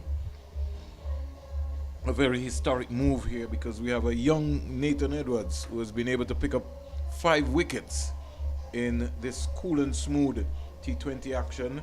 And so I know his fans, his mom,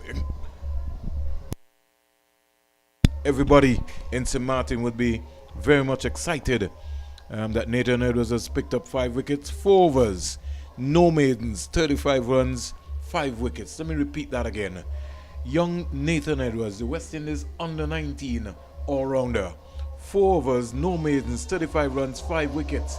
A product of the youth environment and youth cricket in St. Martin, and one for the future. I give this young man at least another 5 years before he will be pushing down the door of the Leeward Islands Hurricanes and be getting somewhere close to a West Indies B team tour. Got a bright future ahead of him, and sure you'll get a chance to see him tonight batting. Damian Lowefield, 3 overs, no maidens, 30 runs, 2 wickets. And those are the guys who picked up the wickets tonight. Kerry Mentor, I think when he goes home and he remembers this innings tonight, if they don't win, he will say, why did I give away my hand? 42, 38 balls, 53 minutes, 8 fours. And the All Saints team now coming out. We yet to see who will be the batters coming out for Empire Nation. And as you know, Terry Lorajo, he's back in Empire Nation.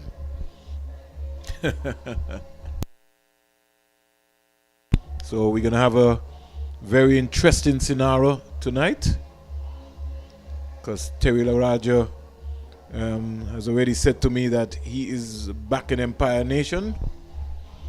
Still no batters yet coming out for Empire Nation, but I know for sure one will have to be Kyron Powell. But it will be Kyron Powell, and who is the big question. So let's see what's going to be happening. Who's coming out? The umpires are out already. Donald Shekels and Bertil Baltimore. And as we look at the time here, it's now 9:21. And out comes the batters. Kyron Powell coming out. We'll wait to see who his partner is. Can't see the number yet. This is going to be an interesting period of play.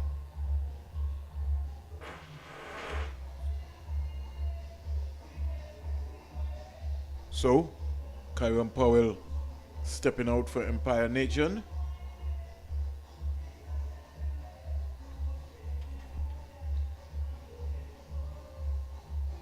Looks like it's Javon James. So Javon James and Kyron Powell coming out. Never seen James before, so it'll be pretty interesting to see what's going to be happening. Who's starting? Looks like it's going to be Kezon Archibald, starting from the CIUN. This is going to be a good matchup. It's a cool and smooth T20. All to play for here. A spot in the semi-final. Yeah, that's what's going to be happening here. The target is 178 for victory. 178. 178 is the target. Music goes down. There's a little shush around the ground. Everybody is waiting. All Saints starting with a slip, short fine leg, short mid wicket, mid on, mid off, cover, backward point, third man, and field on the deep backward square leg boundary. Powell driving, through cover, 4 runs.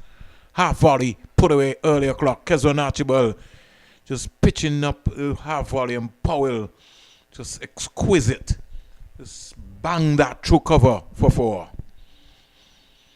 4 without loss. This is going to be a good and exciting game. What sort of mindset Kyron Powell is in tonight? Looks positive. The crowd waiting, glued to this game. Kezon Archibald from Nevis. Kyron Powell also from Nevis. Here is Powell back and punching that. And Casey Carty pulling out the dive at backward point and ready. Casey Carty coming up to Kezon Archibald and saying, come on, gotta be as tight as possible. Don't give him any room. This is a do or die situation. Both Carty and Kezon Archibald, they play for the Leeward Islands Hurricanes. So too is Kyron Powell, West Indies opener, former captain of the Leeward Islands team. This is what you want to see for Leeward Islands cricket, for West Indies cricket. All of the players going against each other. The semi-final is going to be a big matchup. You're going to have Devon Thomas, Rakeem Cornwall, and who will join him? Here goes Kezon Archibald in out the bowl to Powell. Powell flashing at the wide delivery, dropped in front of the keeper, and they will get a bye. Keeper guilty there. All Saints keeper giving away a run. Score goes up to 5 without loss. So welcome back Terry into the hot seat. He says he's back in Empire Nation. So I'm backing Kieran to turn it on tonight, Vernon. You are? But you're right, I was just checking the scene outside, and the grandstand, the main grandstand here at Coolidge, is practically full, which is great to see. Certainly is. Jason Sinclair, the wicketkeeper, having a little Tory time right here. Here is a delivery to Javon James, just putting away a wide delivery. So Kezon Archibald starting a little nervous. You missed the cover drive, spanked through cover by his countryman. 5, in fact 6 without loss.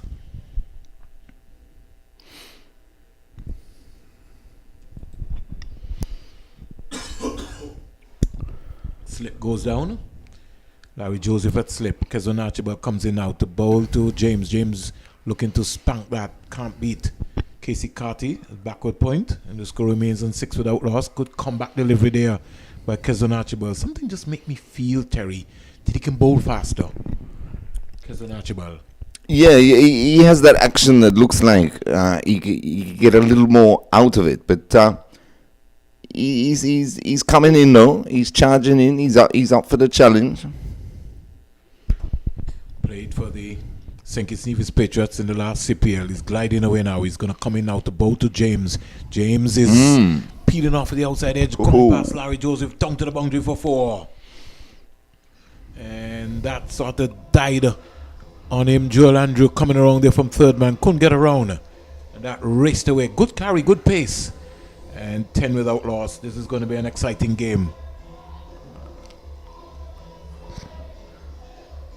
Yes, found the edge, but went to ground. 4 more. 10 without loss. James is on 4. Kyron Powell waits. Here's James flashing at a delivery that is, you would say, a nothing shot, really. End of over number 1. And the score is 10 without loss.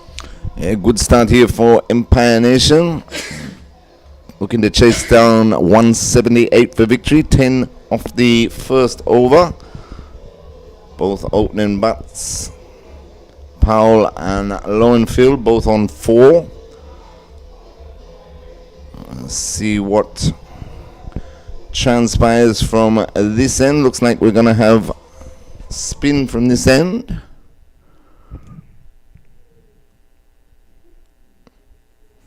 Just organizing his field.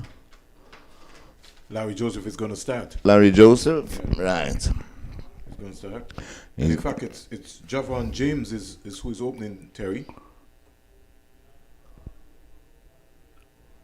It's Javon James. Yeah, we're in the number 8 Empire Nation.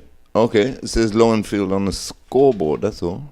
I think Which if it's number 8, sure you got that right. And that's certainly not Lowenfield here. It's number 3. You got 3 is Lowenfield. So number That's the Lowenfield 3 coming out. Yeah. So Powell is going to start. Waits for Larry Joseph. Comes to bowl to him, and Powell premeditated that one. Look to sweep. It's pretty early, Terry. Don't want. Ball had hardly left the hand, but You don't want to premeditate that shot there at all. Larry Joseph, the number 13, good spinner. Here's Powell driving ferociously. If he had taken that, he would have taken his hands off. Terry, wow. a lot of force behind that one. Hit it That's what used to happen in the days of Clive Lloyd and Viv Richards. Yeah, for Jim sure. Allen and those guys. I mean, when they hit the ball ferociously back to you. You have to be able to catch it. Down the outside, Larry Ill-directed that one. and That's going to run away. Jarvis and goes into the boundary for 4. So Larry Joseph losing his way. Terry, signal wide. Yes, ill-directed that one by Joseph. He has to watch it here. Empire Nation are getting away to a fly. Already 14 on the board. 19 on the board. And we only had 7 legitimate deliveries. Here is Powell on driving. Can't stop the single there. And the All Saints fielder is into a little tangle there. Got himself into a little tangle. Looks like Martin Caesar. Wicketkeeper. Not the wicketkeeper, but Caesar wearing the number 19. Coming across nicely there at mid-on. Couldn't stop Powell. Now Powell has come down the wicket. He's talking to Lowenfield and saying to him, listen, all I want you to do is just get bat on ball. Don't try anything. Larry Joseph, the off spinner. Lowenfield is going for a big heave. He didn't listen ball. if I don't think he did. if that's what Kieran told him. 20 without loss. So he don't think he did. Joseph in out to bowl to Lowenfield. Wide delivery.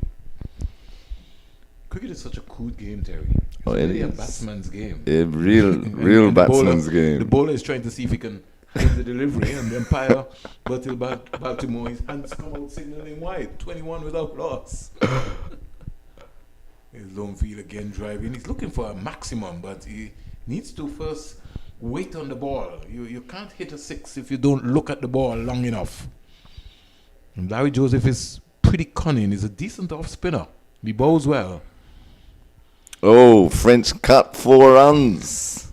No, I don't think that one will have the legs to go all the way. I think it will hold up. 4 runs. No, I think he saved it. Wow. I think he did. Right. You'd have a look at that again if you had a replay. No, I think he saved it. But So, he saved it, okay. But playing with no fine leg, well, the fine leg very, very wide. So plenty of space out there, but that was a French cut. So a bit of a mixed over there for Larry Joseph, but the score rockets up to 24 without loss after 2 overs. So great start here for Empire Nation as they look for 178 to win the match. Powell is on 9, Lowenfield is on 7. Joseph's first over cost him 14. Right, so who we have coming in now? Owen Graham? Discussion taking place between Kerry Mento and who? No, it's Kezon No, it's still Archibald. Yeah. So they have pulled the slip out. Mid on, mid off. We have a short extra cover. A feeler at backward point. And a gully. Boy. Ooh, that had some pace. That had some gas on it. And Kezon Archibald just pulled the choke out here. That's considered to be a wide. Bit unlucky there to be called wide, but had some heat on it, that bouncer. As we would say in cricket terms, had some gas on it. Mm-hmm. 25 without loss, Kezon Archibald. I keep telling you all the time, I think that he can bowl faster.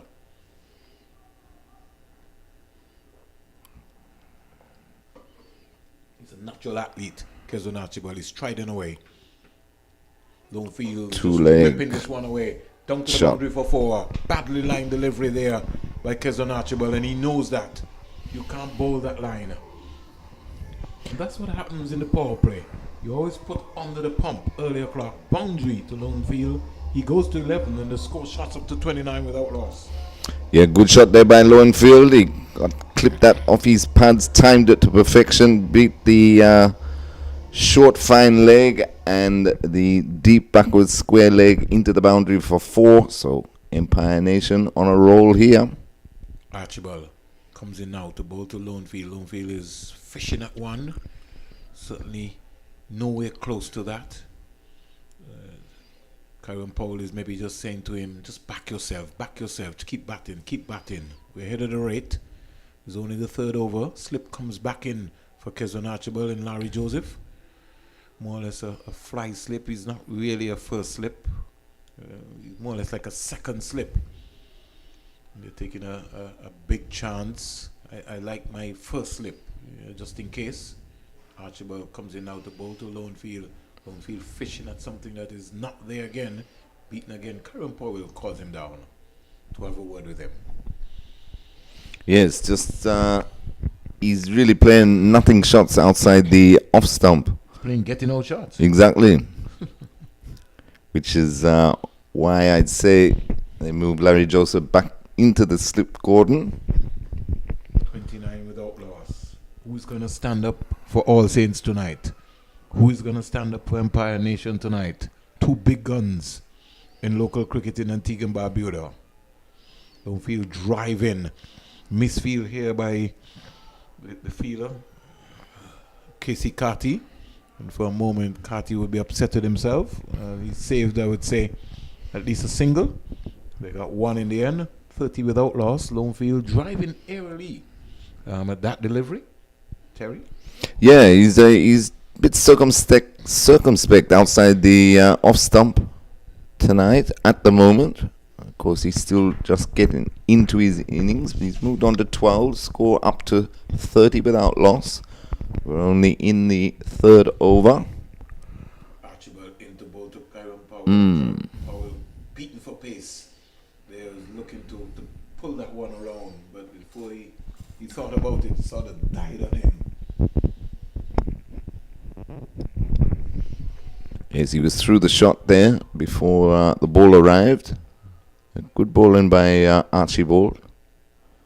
Mixing up his pace, trying to get this breakthrough. They realize that they need to pick up early wickets in this power play. Got a ball in number of dot balls. That's going to be critical. Build the pressure. Yeah. Talking about 178 runs to get over 120 deliveries. Paul stands up straight, looking into the offside, thinking about running there. Had to scurry back into his squeeze Lonefield. Over number 3 comes to an end, Terry. 30 without loss. Yeah, 30 without loss. Powell on 9, Lowenfield on 12. So they're going at 10s. The run rate required 8.71. So they're well in front of the clock at this stage. They'd be happy with that, Empire Nation. It'll all be about for them keeping wickets in hand so they can really have a charge at this competitive total of 178. Was the winner straight into the semi-finals to join Liberta Blackhawks, Bethesda Golden Eagles and Jennings Tigers, as Larry Joseph looks to continue the attack from the pavilion. Commentary box end at Coolidge. He'll be bowling to the left-handed Lowenfield. Now he's brought in a short fine leg, which is a much better option, I think, for Joseph. Before he just had really the backward square leg, so there was a lot of acreage down the leg side if he strayed. Flatter, faster delivery there by Larry Joseph. So he's bowling more or less, as we would say, to a 5-4 field. 5 on the offside, 4 on the onside. Larry Joseph around the wicket. It's going to come in now to bowl to Lowfield. Lowfield is turning this into the leg side area, getting an easy single. Let's see what the approach would be from Kyron Powell as the score goes up to 31 without loss. He's shown so far that he's going to be the aggressor. He's got a good platform tonight. This is a good track here for Kyron Powell. Good batting practice also for him. As Larry Joseph comes in now to bowl to Powell. Powell is hitting that one straight, and when he goes, he splits the long on and the long off for 6. So INET maximum here. And Powell deciding that he's going to have a go at Larry Joseph, who's a big bowler for All Saints. Yeah, I think he fancies his chances, does Powell, against Joseph. That one was a flighted delivery, and Powell smacked it beautifully straight back over his head. Here is Powell just turning this down to the short fine leg area, getting an easy single in the end. Larry Joseph just drifting. He's been roughed up here, Larry Joseph, and he's really not bowled as well as I think that he's accustomed of bowling. That he's capable of, yeah. Without loss. Yeah, they need to at least stem the flow of these runs. If they can't get the breakthrough, do the Pythons. Here is Lonefield getting himself into a little trouble. The end of over number 4. Some 8 runs coming off the over there. 38 without loss. And Powell continues to push the boundaries here along with Lowfield. Good start here by these two.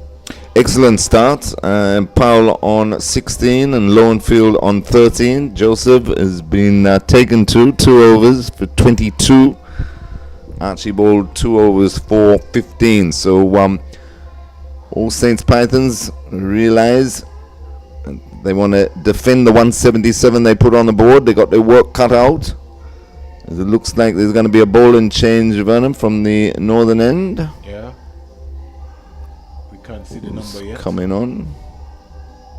I think we'll sooner or later find it out. There's a little change here. As soon as we can just get to be able to see the number. Is it number 15, I think. Yeah. Another left armer. Number 15. So he looks like it is Leonardo Julian. So Julian from Trinidad and Tobago. He's going to bowl a little left armer and give him some confidence too. He gets a slip. He does get a slip.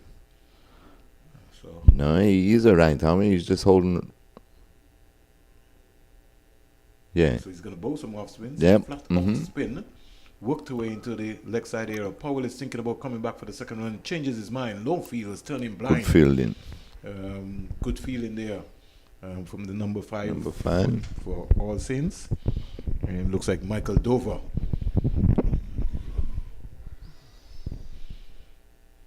Gained a lot of grounds there. He looks like he's going to be the man who's going to have to do a lot of work tonight. 39 without loss. Powell to 17. Again, Lonefield just working this one around. And again, they can't stop the single there. Martin Caesar Jr. coming around in the short fine leg area. The score rotates over to 40 without loss. Yes, and Powell is making sure that they're taking every single available to them. Shot again. Again, straight down the ground for 4. That's a good cricket shot. He's hitting the ball nice and straight tonight. He moves on to 21. Score shoots up to 44 without loss in the 5th over. This is a good power play for Empire Nation thus far, setting the foundation to chase down this 178. He's a lot lower tonight in his stance and his composure. He looks focused. He's driving again through cover, picking up a couple of runs there. Down to the Long off boundary, gets a single. Score goes up to 45 without loss. It's all happening here. It is all happening. Crowd right into it. Music pumping. Empire Nation off to the start that they would have wanted. Can All Saints Pythons peg them back? They need a wicket. Desperately. Need a wicket. Can they get a wicket here? Leonardo Julian is going to come in out the ball to Lowfield. Lowfield driving again down to long off. Getting another easy single. It's just beginning to look a lot more easy here. In fact, if I was mentor, I would go right back on the 30-yard circle and come in, because I just think he's just a little bit too square. Just needs to go to his left and force him to drive the other way. It's just a little bit too close, especially for Powell. Powell is finding the gap there. Good running between these Excellent two. running. And it's always important. The rotational strike is important. 5 overs bowled, 47 without loss. Excellent start here by Empire Nation. Kyron Powell leading the way. Terrific start. Powell leading the way on 23, Lowenfield 15. And even when the ball is hit straight to the fielder, the great communication between these two. They're off out of the blocks quickly, and they're scoring off every delivery. So excellent start by these two. And it's up to Kerry Mentor and his boys from All Saints to try and peg them back. They desperately need a breakthrough. Partnership of 47 in quick time. We've only had 5 overs. You imagine they're well in front of the run rate still, going at about 9.5, and the required run rate is 8.75. So another bowling change from the pavilion end. Casey Carty. Let's see his experience, what he can do if he can get into his Leeward Islands Hurricanes teammates in Kieran Powell, who's looked the good so far tonight here at Coolidge. Big batch, the winner straight into the semi-finals. Carty into Powell, and he's trying to swing it down. Probably a little upset Leg with himself side. that he didn't get that one. In fact, he didn't touch anything, so it should have been a wide. Yeah. He's still looking at umpire Baltimore. Well, but Baltimore is saying that he touched the pad. Paul is saying no. Nevertheless, dot ball as Carty runs away from us now up to the wicket. Powell is turning this into the short mid-wicket region where it's fielded, and there is no run. Young Joel Andrew, Leeward Islands under 15 captain, coming into the reckoning here. He's had an excellent school tournament here in Antigua and Barbuda. Joel Andrew. Oh, Powell, top edge. Top edge. Is he going to be out caught? No, it's dropped. That should have been taken, Terry. You Most have definitely. to take that at this level. That's why I was telling you about the catching and the skill set of the players here. That looks like Kezon Archibald, who dropped a skyer. And by his standards, he's supposed to take that. Yeah, he was a bit slow taken off for that one. Got his fingertips to it, but spilt it. And you don't want to give somebody like Kieran Powell a chance. 48 without last. Katie Catty comes about to Lowfield, who's just pulling this one around into the shot. boundary for 4. 50 up for Empire Nation. That's a lovely shot. Short delivery. And he got inside of it and just tilted it around. Lovely shot by Lowfield. He's going in confidence. 50 comes up for Empire Nation. And we're into over number 6. The power play is happening. Yeah, top shot by Lowenfield on that occasion. He knew he only had to beat the short fine leg who's inside the 30-yard circle. That it did. Boundary up, 50 up, 50 partnership up. I want to say good evening to Mark Charles, who's overseas and following this cricket on the YouTube channel. Oh, there's a peel, he's gone. Lookfield walks. Out caught. Well. Carty looked a little bit surprised. Yeah. But an excellent catch there by the keeper. Took an excellent catch there. Yeah, the ball died on Lowenfield, and again he was playing a nothing shot, a get-out shot outside the off stump. Took the bottom edge of the bat, went through to the keeper who took the catch, and and Empire Nation lose their first wicket. We're in over number 6. 52 for 1. Lowenfield gone for 19, and that is exactly what All Saints Pythons needed, Vernon. Yeah, so out comes young Nathan Edwards. And like I said to you, he's a really excellent young cricketer. Jason Sinclair taking an excellent catch there of Casey Carty. Carty seems to be a little bit surprised. But it was good glove work there by Jason Sinclair. Lonefield comes back for 19. 18 balls, 23 minutes, 3 boundaries. Kyron Powell not out 24. And young Nathan Edwards has walked out to bat number 3 for Empire Nation. He batted 3 in the first game, scored 19, a brisk 19. Casey Carty is going to come in now to bowl to Nathan Edwards. Into bowl to Nathan Edwards. Is that one. That's a lovely shot, 4 runs. Beautiful start here by Nathan Edwards. He bowled him a quick bumper and he got inside of it and just helped it over the short fine leg and down to the boundary for 4. That's a lovely shot by Nathan Edwards. Good confidence booster. The score goes up very quickly to 56 for 1. Excellent shot there by Nathan Edwards, and great awareness being the first delivery. He realized it was short, was quick, but he realized that the fine leg was inside the circle. And once again, all they had to do was beat that fielder, and it was 4 all the way. So after 6 overs, Empire Nation still going along. Lost the wicket in that over, but 56 for 1. Powell still there on 24, Edward on 4. So you'll take over the ball by ball, Terry. And just before you do, you execute your mission, let me just say thanks to a number of the sponsors on behalf of the Cool and Smooth Organizing Committee.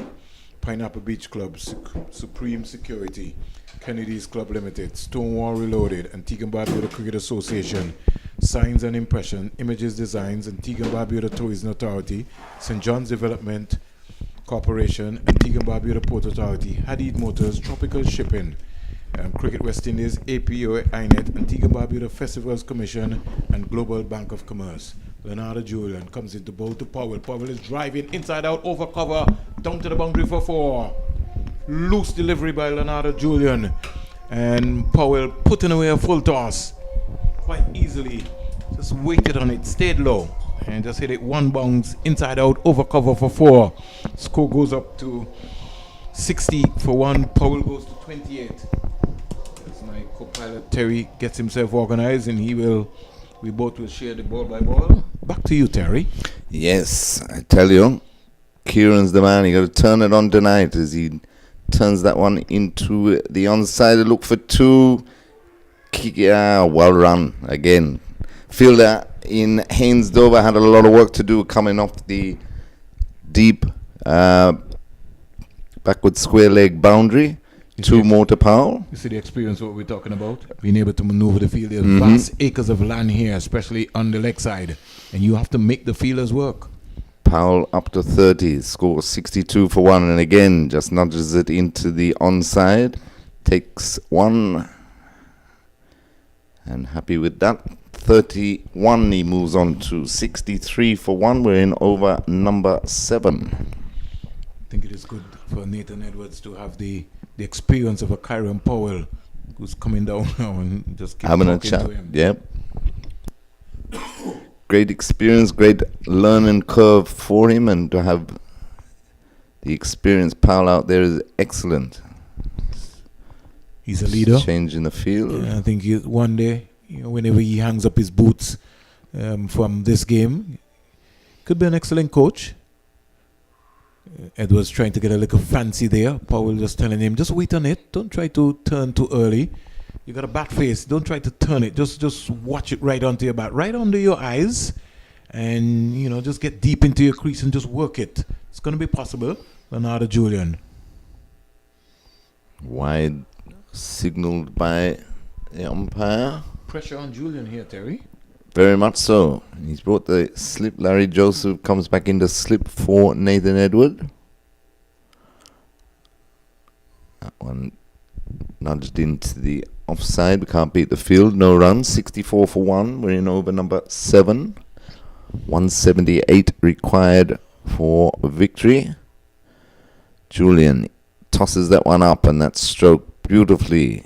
through the cover region out to the sweeper on the boundary for a single to Edward. That completes Julian's over. He's bowled 2 overs, no wicket for 18.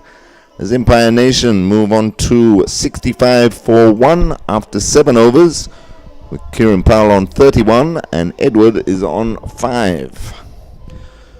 So 9 runs coming out of that over, Terry, and the momentum, is just going in Empire Nation way, and it's just so wonderful to see Nathan Edwards. The growth and development of this young player, Terry, is just amazing.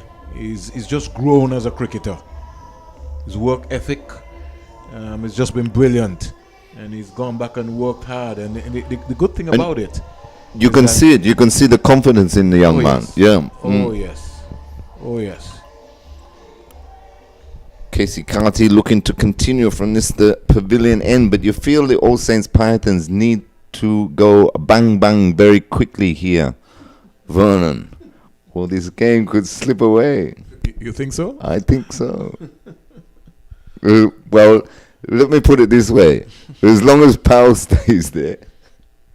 Well, he's going to bat as deep as possible. Exactly. He know if Powell bats 20 overs tonight, or yes, anything close to 20 overs, Empire Nation wins the game. Exactly.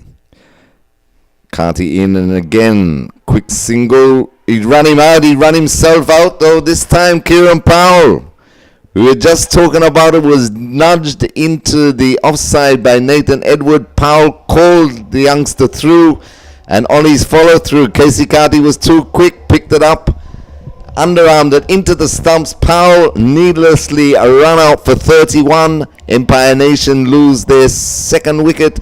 They're 65 for 2 in the 8th over, and now you could say game on. Was the single on? Was it a single? I think it was. You think? I think Powell. Carty was just too quick. But I think Powell also just napped a little bit.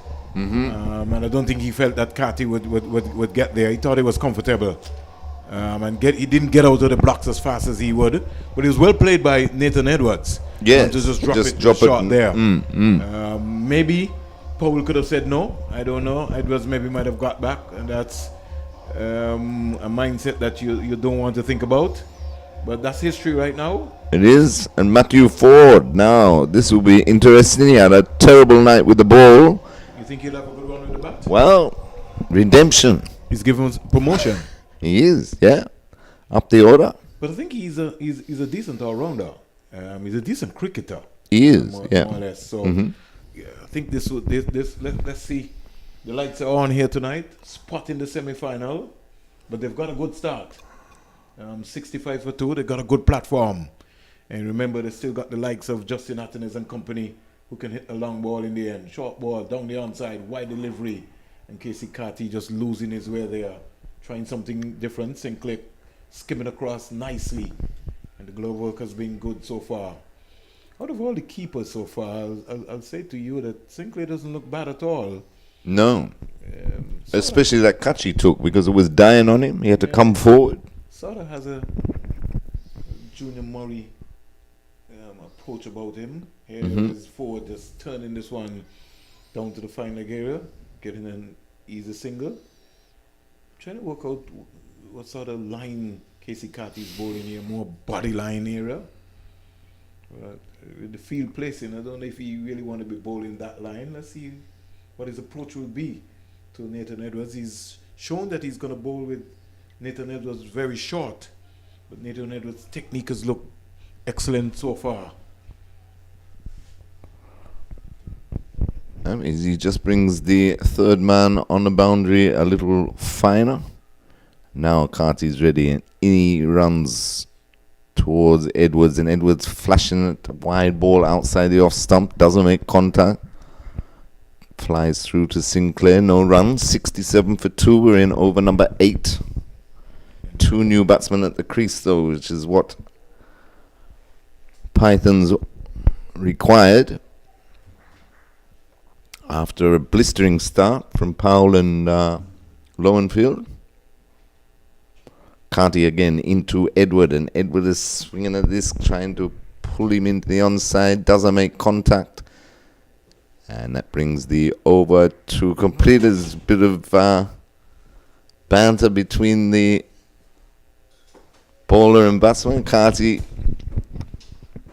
kept going through his follow through, walked up, had a few words to young Nathan Edward, but all in good humour by the look of it. Well, I think this contest has been going on because, you know, they would have had a T20 tournament in St. Martin, and so they've been neck and neck for a very long time. And when you represent the West Indies team, that time, shot. That That's a he lovely didn't shot. miss out that time, and he's didn't telling go. Carty exactly that. Pulled it in front of square, straight, one bounce into the boundary, 4 runs, top shot. That's a top shot by the young man. I told you that he's a good cricketer. And not only just a good cricketer, he can bat. Mm-hmm. And you know, it's pretty strange because when he was playing for the West Indies under 19, you know, he got some runs for them. And then the next game, he didn't play for the West Indies under 19. It's kind of just strange sometimes. Exactly, yes.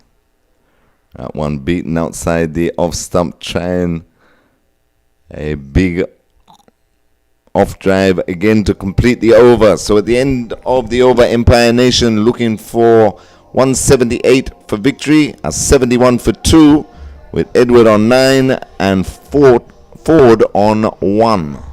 So 8 overs bowled, Terry? 8 overs bowled, 71 for 2, so they need another 107 off 12. This is gettable. Very gettable. This partnership is going to be careful. It's going to be important to see how Matthew Ford shapes his innings. And he didn't have a good time bowling, but he maybe might have a good time batting. Kerry Mento is marking out his run. No Owen Graham yet. Interesting. Yeah, I think Ford will be determined to try and make up with the bat. He had a very poor bowling stint earlier. His 3 overs went for 41, but more importantly, he had 7 wides and 2 no balls in that 41. So let's see what he can do with the bat. He's on 1. He'll be facing All Saints Pythons captain, Kerry Mentor. He'll be coming in from the northern end. He runs towards us now. And that one pitch, middle and leg, turn nicely into the mid-wicket region. Take a quick single. Ford moves on to 2. The score 72 for 2. We're in over number 9. I just want to see Nathan Edwards play proper cricket shots and not get too carried away to play anything to try to see if he can clear the boundary. Just needs to take the strike, use the pace of the ball or the bowlers. He's got a good opportunity here of making a difference in this innings. If he can get a nice little cameo, a little 20, 30, and get up to a little 40 here.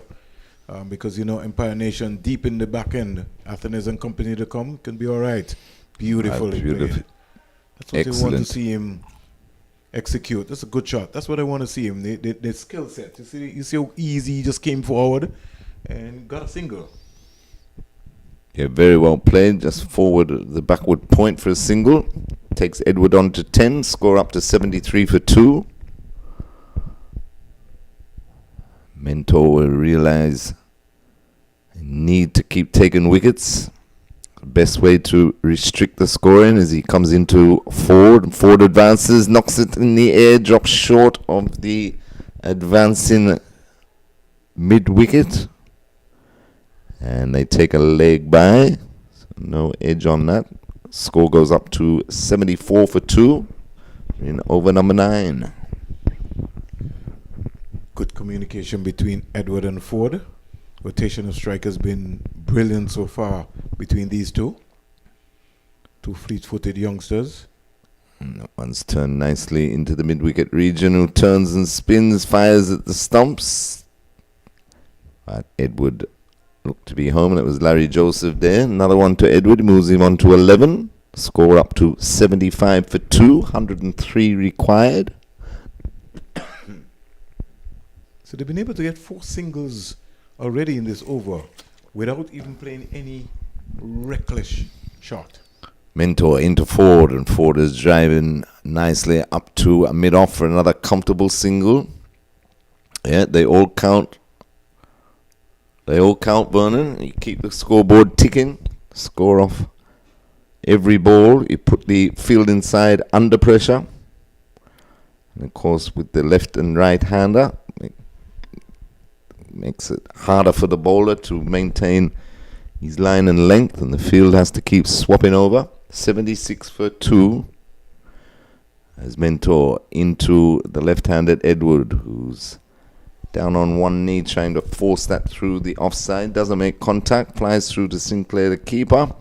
No run, and that brings over number 9 to an end. So at the end of 9 overs, Empire Nation looking for 178 for victory, 76 for 2, with Edward on 11 and Ford on 3, which means they require a further 102 runs, and they got 11 overs to do that in. So 102 off 66 required, Vernon. Yeah, pretty interesting period of play, consolidation. But I like the skill set of these two youngsters here. There were no boundaries, but they were still able to pick up 5 runs in the over, 5 singles. Right. And really, this is what you want to see as compared to some of the other teams who are just looking to be boundary hitters or a power team. Caesar is warming up here, marking out his run. Big guy. Very big. Almost looks like a, don't want to say a Joel Garner sort of approach. He's bowling medium pace. First time I think I would have been seeing him. Sort of reminded me of an Anaji Amri, a big spinner from Nevis. But Caesar is not spinning. He's bowling fast tonight or bowling medium. So let's see whether he's going to be brackish medium or he's going to be quick medium. In is now to Ford, and that one wraps him on the pad. Big appeal, and it's given. Umpire Baltimore took his time, had a good look, but is being given. So wicket off his first delivery for Caesar Jr. And that certainly brings All Saints Pythons right back into this match. This is a good contest we have on our hands here. 76 for 3. We're in over number 10. And Ford goes LBW to Caesar Jr. for 3. Good blow, that. Very good blow. First delivery, first up. And out comes Kenrick Scott, another left-hander. Matthew Ford, a game and a night that he would want to forget, Terry. 76 for 3. And yes. Just as Terry gets a little water break, let me just give you an idea in terms of what would have happened so far in the night if you're listening to Platinum FM 99, your sports station. Just to let you know that Matthew Ford has been LBW to Martin Caesar for 3. Damian Lowfield caught Jason Sinclair, the wicketkeeper, an excellent catch off Casey Carty for 19. Kyron Powell run out Casey Carty for 31. And Nathan Edwards has looked beautifully. He's looked magnificent so far. He's 11 not out with 2 boundaries. And out comes the man himself, Kenrick Scott, who will walk out. And Caesar is a big guy. He's picked up his first wicket. Scott is supposed to be in some good form. Terry, bowling figures here so far for the All Saints. Kezan Archibald, 2 overs, no maidens, 15 runs, no wicket. Larry Joseph, 2 overs, no maidens, 22 runs, no wicket. Ronaldo Julian, 2 overs, no maidens, 18 runs, no wicket. Casey Carty, 2 overs, no maidens, 15 runs, 1 wicket. Kerry Mentor, 1 over, no maiden, 4 runs, no wicket. And 1 ball bowled by Martin Caesar so far, and he's already picked up another wicket. He goes from the media center and comes in now to bowl to Scott down the onside. Scott is getting a single onto the leg side area, so straight away. In fact, he didn't get a touch onto it, got a leg by, and the score goes up to 76 for 3. Over to you, Terry. Yes, 77 for 3 in the 11th over. 2 left-handers at the crease once more in Edward, who's still there on 11. And Scott just joining him now as Caesar Jr. picking up a wicket with his first ball. Runs away from us now into Edwards, and that one's wide outside the off stump. Not called by the umpire, left alone by Edward through to keeper Sinclair, and there is no run. So We have a good tight contest on our hands. 77, 101 needed off 10.5 overs. 7 wickets remaining. I like the concept here by Caesar and what he's trying to execute here. His skill set. You could see him working on something. He want to bowl on that fourth stump line. One's a bit straighter and knocks straight back to the bowler who does his own fielding and no run. Yeah, exactly. In that just on or about off stump, that corridor of uncertainty, as they like to say. Keep the batsman honest, keep him in check. Bowling to a 5-4 field, 5 on the off and 4 on the leg. His control has been brilliant so far. In he's again to Edward, and Edward is punching that through the cover region. Sweeper comes off the boundary. They take the single. Edward moves on to 12. The score moves up to 78 for 3. Who say there is no talent in the West Indies? What we need is human resources. We need coaches who are going to be able to carry the players to the next level. That's what we need. Good teachers, not coaches. Teachers is what we need. Ball into Scotty, drops it into the offside, takes the quick single. Home safely. They thought about the overthrow, but it was well backed up in the end by Casey Carty. So that brings over number 10. We're halfway through the innings. Empire Nation 79 for 3, with Edward on 12 and Scott on 1. So they need 99 off 60. I like Martin Caesar. I really like his approach. He looks good. He look good control. Looks like a young man too. He's a big lad. He's a big lad, yeah. This all goes well for the future. Somebody that I've just penciled down in my book to kind of watch his progression rate and see where he's going to come from. He's under the tutelage of Winston Benjamin, who's coaching this team. So he's really either going to make or break under Winston Benjamin. It's got to come something. Kerry Mentor still fighting away here, trying to come up with something spectacular. There's a discussion taking place. Mentor into Scott, and that one beats him outside the off stump. No run. Scott right foot needs to get as close as much to the ball, Terry. He's got to stay low, especially on this track. So you can't be looking to try to play extravagant drives on the rise here. The ball tends to die, and you got to understand that Kerry Mentor's pace, he varies his pace, which means that you got to stay a lot lower to the ball. Mentor in again to Scott, and Scott is driving. Oh, straight to cover. Who's put down a sitter, Casey Carty? Yeah, he's dropped a sitter. My goodness. Kezon Archibald has dropped one, and so too is Casey Carty. It's the light. Well, I was going to say that to you. Yeah, I know you were going to say that. But I'm always told stop making excuses, so I didn't say anything. Thank you very much.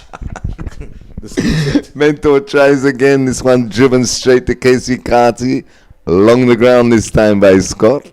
You see, Scott is trying to play the ball, Terry, on the rise. You got to get low to the ball because Mentor is skidding through the ball. He's bowling cutters, which means that you got to stay a lot lower. Scott this time drives aerially, but forward of the backward point and into the boundary for 4. Mentor holds his head in anguish. The score rattles up to 83 for 3. Good boundary there by Scott. Well, it was a wide delivery. So through his hands through it. Yes. It wasn't close enough to him where he was bowling before. That one was a little wide, and that's why Mentor kicked the ground, knowing that, come on, I've got to bowl a lot more tighter than this. Mentor in again to Scott. And that one, good delivery. Beaten Scott just outside the off stump. No run. He's neither forward nor back.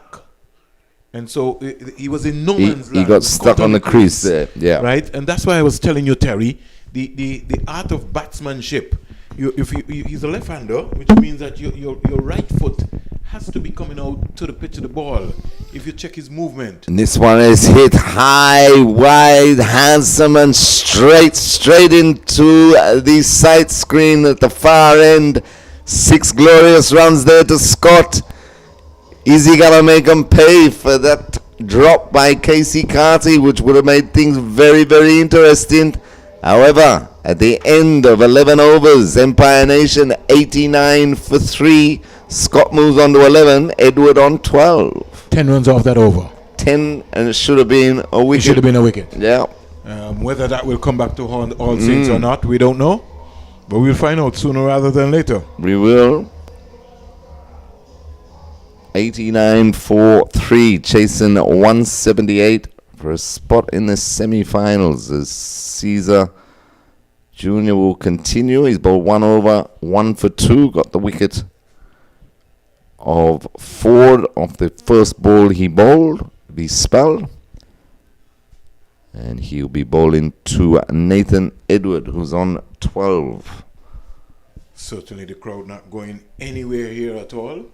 We're in for what could be a thriller as this one's forced up to a long on.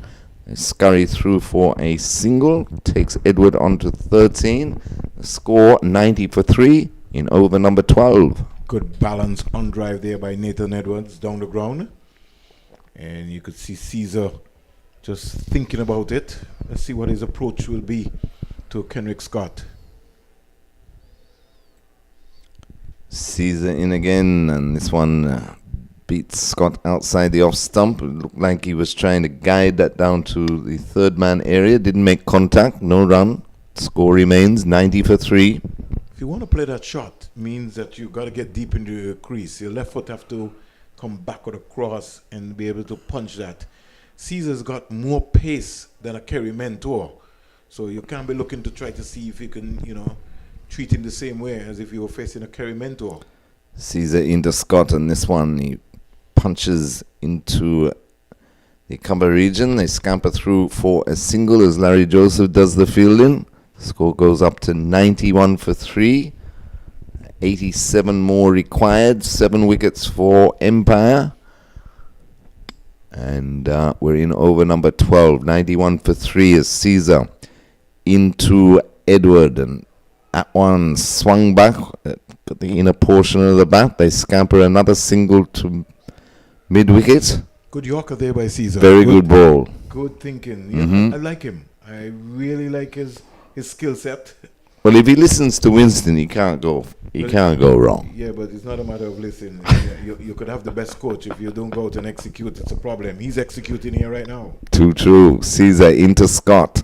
And that one, Scott tries to force on the onside, unhappy with himself. Doesn't make contact. No run. He's the first bowler that I've seen so far in the tournament that is not afraid to bowl some good Yorkers. And that's what I like about him. You saw that from Nathan Edwards today, allowing the ball, giving the ball enough time to swing. And he's getting the ball to induct here, Caesar Jr. Caesar into Scott again, and Scott is belting that up to long off, who comes around, restricts the scoring to just 1. Score goes up to 93, and that's the end of the over. So after 12 overs, Empire Nation chasing 178 for victory and 93 for 3, with Edward on 14. Scott is on 13. Yeah, with the advent of T20 cricket, a lot of bowlers started to shy away from the Yorker. If you miss your link, you're gone. You miss your link, you're gone. So great to see that, as you say, he has the courage. You miss your link, you're gone. Yeah, you're gone. Somebody will hit you out the park. All day. So you better get that organized. Once the batsman gets into the proper position, anytime you miss your link, somebody hit you out of the ground. And hit you very far too. So 85 required off 48 deliveries. They still have to go. It's going to be a big axe. Yep. At 2 a ball. You got Justin Athanaze still in the hut. You do. Justin Athanaze, Mali Richards. You got Jurari Edwards. So this game is not over by a long shot. No. This could be set up nicely for Justin Edwards to come in maybe on the back end with 5 overs to go. Yeah, it could be. I'm just looking at the current run rate, 7.7, required 10.7. So It's still gettable. it's still on for sure. A few lusty hits by Scott, what we saw before, can change the whole cycle of the game. Definitely. Mentor continuing from the northern end. 14 runs off his spell so far. He's into his third over. So he's just flying under the radar, Mentor. He's into Edward, and Edward down on one knee, slashing that down to a third man. Tumbling, diving, save of the return by Sinclair. Dover is a keeper, but he's not keeping in this game. Sinclair looks a little organized. Julian was a keeper too, wasn't he? When he first came into Yes. the scene. Mentor into, and he's bowled him. He looked to hoik that across, hitting across the line was Scott, and Mentor's telling him, play straight, son. You won't get anywhere playing like that. It's taking his leg stump. Empire lose their fourth wicket, and All Saints Pythons, after a Empire Nation getting off to a fly, they pulled things back nicely here, and you'd have to say they're in the box seat to make the semi-finals now with that wicket. It's 95 for 4. Scott goes for 13. Mentor picks up his first wicket. They still require 80 odd, and the run rate has gone up over 11. So out comes the experienced Justin Athanaze. Another poor shot selection by Scott. And in fact, he was looking around as if somebody had done something to the castle.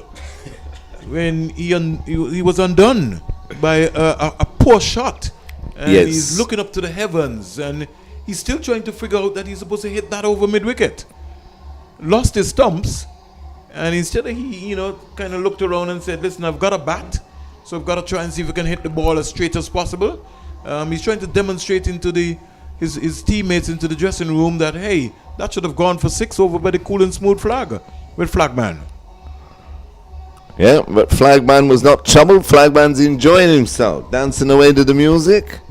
And the All Saints Pythons are getting ready to dance. I think 83 required of 45 balls with 6 wickets remaining is what Empire Nation faces. Captain Justin Athanaze, we all know the talent, we all know what he can do.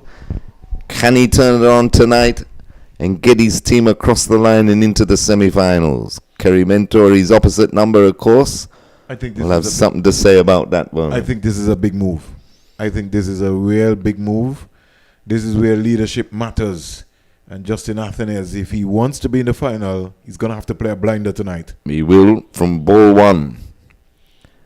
83 or 45. He can have a look because he can make him. He can make it up. Yeah, he can make it up on the back end. But let's see what's going to be happening. Captain to captain. Mentor in, and this one is played back to the bowler by Athanaze, and there's no run. So 95 for 4. We're in over number 13. 178 is the magical number that Empire Nation are looking for. Of course, the winner tonight will reach the semi-finals of this cool and smooth T20 explosion for 2022 as the third man is brought inside the circle, and that is nudged into the offside, and a well-judged single there to get Athanaze underway. He moves on to 1, the score 96 for 4. 1 ball left in the 13th over. Mentor's ball well. Look at that Bertil. Keeping him honest. He's lost some weight, Bertil. He's moving well too. He has lost some weight. Umpire keeps you fit, see? Keeps him fit. Mentor into Edward, and it's slashed outside the off stump. The keeper drops it. Edward thinks about the single sent back by Athanaze. Pressure on here. Over comes to an end. We've had 13 overs, and Empire Nation looking for 178 at 82 away. 96 for 4, so it means they need 82 off the last 7 overs, 82 off 42 deliveries with 6 wickets remaining. They're still in it, but they'll need to start getting the move on, though, Vernon. Well, I'm not worried about the move on. If Justin Athenez is there for the last 5, he can have a look for a couple. Certainly, there's going to be a weak bowler that he's going to target. Who is going to be the weak bowler? Then let's go to the analysis here. Larry Joseph has bowled 2 overs, no maidens, 22 runs, no wicket. Kezwan Archibald has 2 overs, no maidens, 15 runs, no wicket. Leonardo Julian, he's bowled 2 overs, no maidens, 18 runs. I don't think he will come back. Casey Carty has bowled 2 overs, no maidens, 15 runs, 1 wicket. So he's more than likely that he will come back. Caesar in, but Artenez pulls away. He's not quite ready. I think the field was still settling. Mentor for sure. Like I said to you, it's gone under the radar. Nobody's really paying Bowled well. with Mentor. 3 overs, no maidens, 16 runs, 1 wicket. And of course, Caesar Jr. 2 overs, 1 for 6 at the start of this over. He's into Artenez, and this one beats. He's got him. A beautiful delivery. What an off cutter! Oh, that is going to be the best delivery of the tournament. The match winner. Wow! Caesar Jr. What beautiful off cutter to Justin Artenez, takes the edge. That's a Jaffa. Sinclair makes no mistake. For a And moment I thought I was in England. well, Gosh, where you found that from? the swing. Jeez, it squared him up. Yeah, most definitely. And Artenez Squared him knew straight away. right around. That was a beauty. He walked. Acknowledge that. And Athenez, Empire Nation's captain, he walks back. Damn. Empire in trouble. Gone for 1. 96 for 5. What a delivery here. In the 14th over, they still require 82. They only got 5 wickets left now. And the required run rate is hit 12 exactly. But what a delivery by Caesar Jr. He's changed this match. Wicket with his first ball. Wow. And then that one to get rid of the opposing captain with an absolute beauty. That was a Jaffa. Ah. Woo. That's what you practice. That's what you're working on. That's when your coach tell you, listen, this is the length that you're going to bowl. In fact, that was anywhere in between the 2-4 meter length area here. Caesar into the new batsman Henry, and this one he nearly did it again. He's getting the ball to induct, and induct very late. You could see that. I think he's going to knock Henry over. If Henry's technique is not good enough, Terry, yes, Caesar is going to knock him over. Most definitely. He's been bowling a terrific spell here is Caesar Jr. 2.2 overs, no maidens, 2 for 6. He's on his way into Henry, and this delivery, Henry stroking it nicely through the cover region. The sweeper comes off. They're going back for the second, and well run. So 2 to Henry to get him underway, and they have to take every run available here on in. They're 98 for 5. All Saints won't mind that. No, not at all. They won't mind anything as long as it's not a boundary. They won't mind that. Caesar's bowled well. Bowled very well. Can't overemphasize how well he is bowled. Good control, and he's bowled from the perfect end, the media center in here. He's into Henry again and beats Henry outside off. In fact, it went over the top of off as Henry was in 2 minds whether to come forward, go back. He got caught on the crease. Is an excellent ball in here. 98 for 5. The pressure is on. We're in over number 14. They still need 80. Trying to pick my top 20 players, and right now Caesar is in the top 10. Caesar in again to Henry, and Henry stroking that up to mid-wickets in Larry Joseph, who can't prevent the single. So Henry moves on to 3. Score up to 99 for 5. Look at those figures, Terry. 2.5 overs. No maidens, 9 runs, 2 wickets. A Jaffa to dismiss the Empire Nation captain. And Caesar, just look at him. He's in control of the game. He's saying, listen, I want my fine leg to come up. I want my third man to go back. That's confidence. And he comes to the left-handed Edward, and Edward is crossed nicely and hitting it firmly up to mid-off for a comfortable single to complete Another successful over there by Caesar Jr. And I think that was the match-winning delivery that got rid of Artenez in that over. So at the end of 14 overs, the 100 is up for Empire Nation. They're 100 for 5. Edward is on 16 and Henry is on 3. And that means they require another 78 runs off 36 deliveries. And Tall ask now. All Saints having two bowling coaches in Musai Thomas and Musai coming across now to say a word or two to him and Winston Benjamin. This is really, really, really, really good. Musai just saying to him, keep it going, keep going. Real good work here from the young man. Excellent work. That delivery was an absolute pearl of a delivery to get rid of that was in the Artenez. script. You think that was in the script? You think they planned that? Of course. Let me bowl. Well, you look at Musai Thomas, the coach, who himself was a good bowler, good fast bowler. He just come across and says, The perfect outswinger. Beauty. Beauty.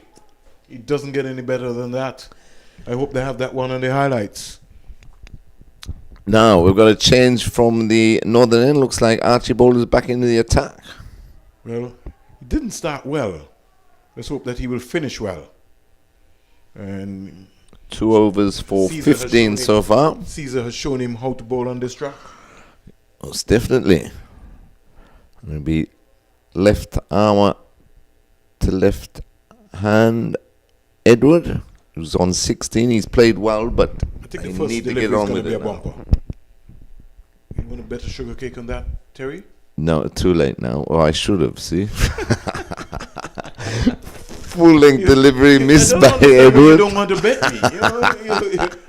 Come on, Terry. We have No, a no, no. banter here. No, yes, but I'm still saying that you got inside information the other night because you not only guessed the score, you guessed the exact score. When you're around this long, Terry, this is what happens. It comes. But with you experience. know what Can't 199 looks like compared to 200. Of course.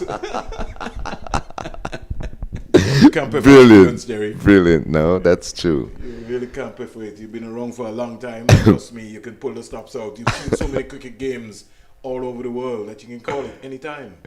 Archibald into Edward, and he turns that nicely into the mid-wicket region for a single. Moves him on to 17, and the score 101 for 6. Can't overemphasize the growth of Nathan Edwards. And every time I talk about it, it gives me goose bumps. He should have gone to England, Terry, in 2019. Right. With the Cricket West Indies under 15 team. And I can remember when they were picking the team right here. His little outstanding performance. He scored a 52 against Trinidad and Tobago. Picked up some wickets. And, I just couldn't understand how he didn't get in. If you're looking about the development team, and now you're looking at a young player who's certainly grown with his growth. Mm-hmm. Archibald around the wicket to the right-handed Rashid Henry, and bounce up, flies through to Sinclair, the keeper, and there is no run. Score remains 101 for 5. We're in the 15th over. Still 77 required by Empire Nation. I think that one was a little bit too quick for Rashid Henry. Rashid Henry would have captained the Leeward Islands on the 17 team a couple of seasons ago. But you were talking about Ramadan before, especially this tournament, but even the World Cup, he could have or should have been in the team. A lot of people said that one's lofted out on the offside. Well, let me say something to you. Round. The Cricket West Indies under 19 team was a quota system, and some folks had a problem with the amount of players that came from the OECS, especially the Leeward Islands, and they came up with a master plan to try to see if they can block the growth. And so you can't tell me that Anderson Ramadan, who was scoring hundreds, can get left out of your final squad. And the result just speaks for itself. I don't care what they tell me. Because if you don't follow U cricket, you can't be around West Indies U cricket. Archibald round the wicket into Henry, who mistimes a drive straight back to the bowler, does the fielding. There's no run, 103 for 5. But even in this competition, nobody pick him up. I mean, this how they use start to lose interest in the game. He's playing in Nevis as we speak. But like I'm saying, when it comes around, the coaches who go to these youth tournaments, whether it's under 15, under 17, under 19, those are the coaches that we're supposed to be having a conversation with. Archibald into Henry, and Henry swing and a miss again. Straight through to the keeper. No run. It brings over number 15 to a close. Empire Nation up against it now. 103 for 5 with Edward on 17. Henry is on 5. And that means they require 75 more. And they got 30 deliveries to do it in.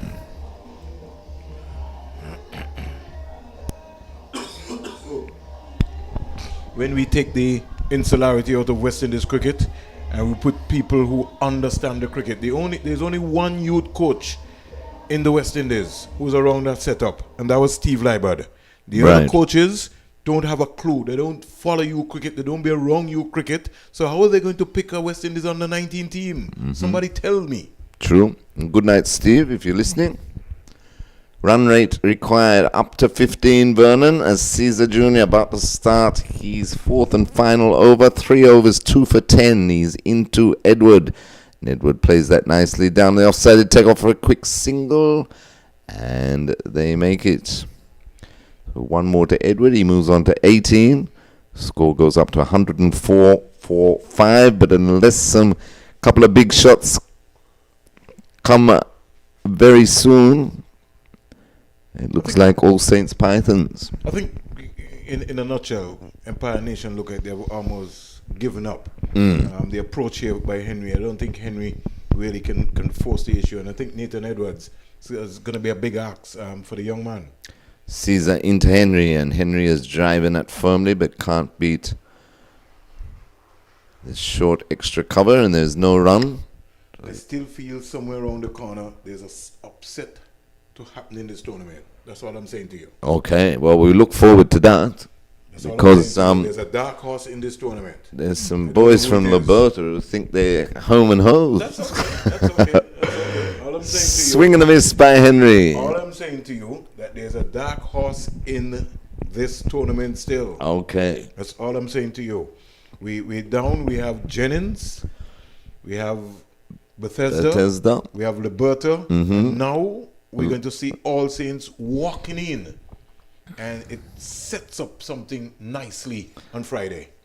Caesar right up in the block hole. Well played by Henry. In the end, Caesar is a good boy.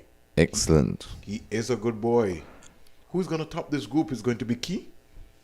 This group I think is going to be critical. I mean, I think Jennings has topped this group. Right? Jennings would have topped it. So then what actually happens now is that PIC Liberta Blackhawks will play All Saints. Right. We have that right? Yeah, and Jennings will play Bethesda. Right. Okay, all right.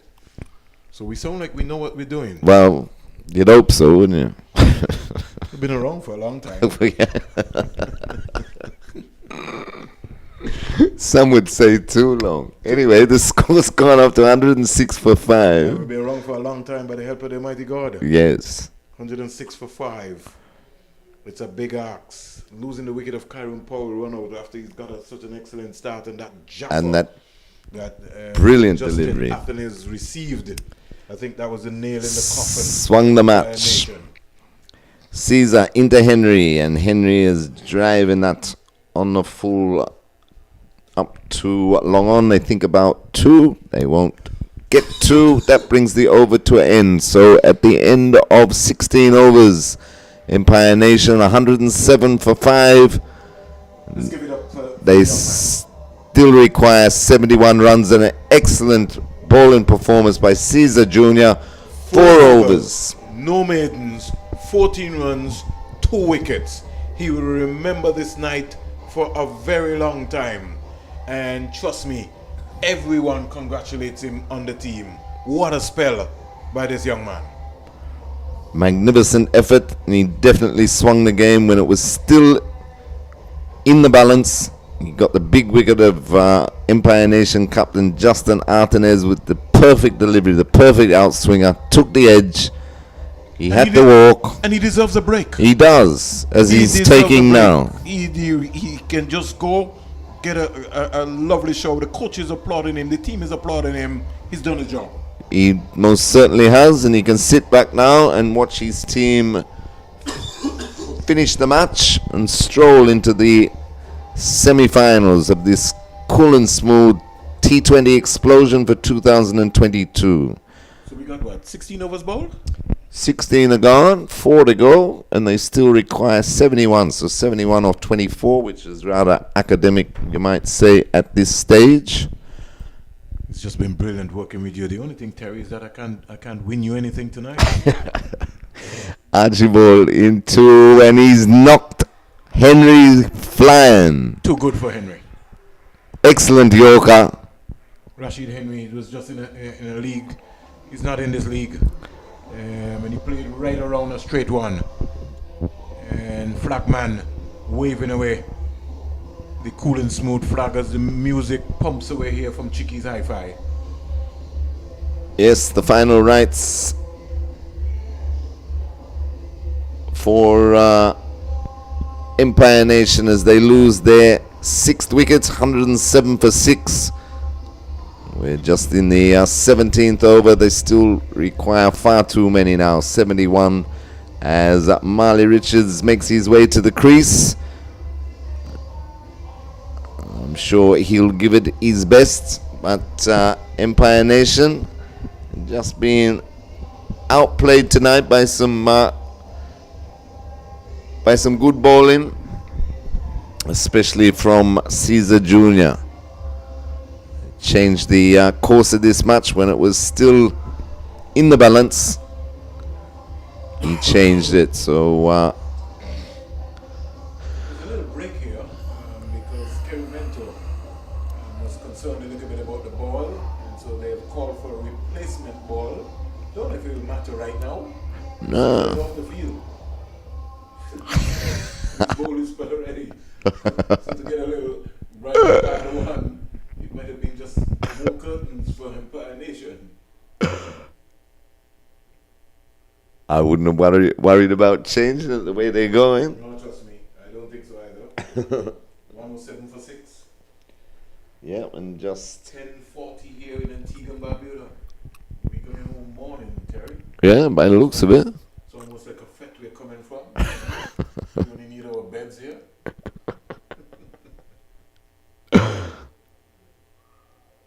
Because they'll be getting back into the swing of things too. The fets will all be coming up as we have Carnival coming up. Cultural in Nevis, Carnival in Anguilla, Carnival in British Virgin Islands, Carnival in Statia.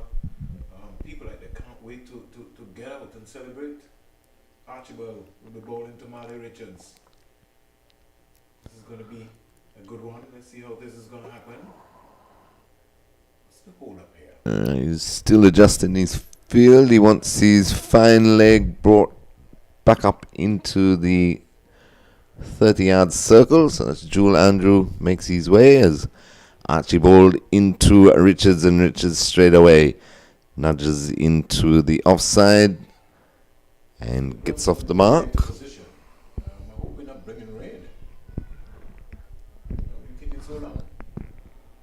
And they are. It is raining, It is raining. or drizzling. But whether they'd stop, would they worry about stopping now? I think they just need to just get in the overs. Yeah. I hope Archibald is paying attention to what is happening. 3.5 overs left. If I was Kerry Mento, I'd bring on Larry Joseph right now. Yeah, and just get on the over. That's down the leg side and well taken again by Sinclair.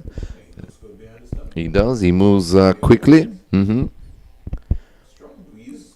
coming in Yeah, it's to west here. blowing it over, and it is a drizzle by the look of it. So, but as you say, though, Vernon, well, Archibald's running back to his mark now, but just bring the spinners on and get the overs in. As Archibald into Edward, full delivery, and Edward whips that backward of square, chase round for the fielder who uses his boot and restricts the fielding, restricts the score into 2. So Empire Nation, And that was Owen Graham with some soccer skills.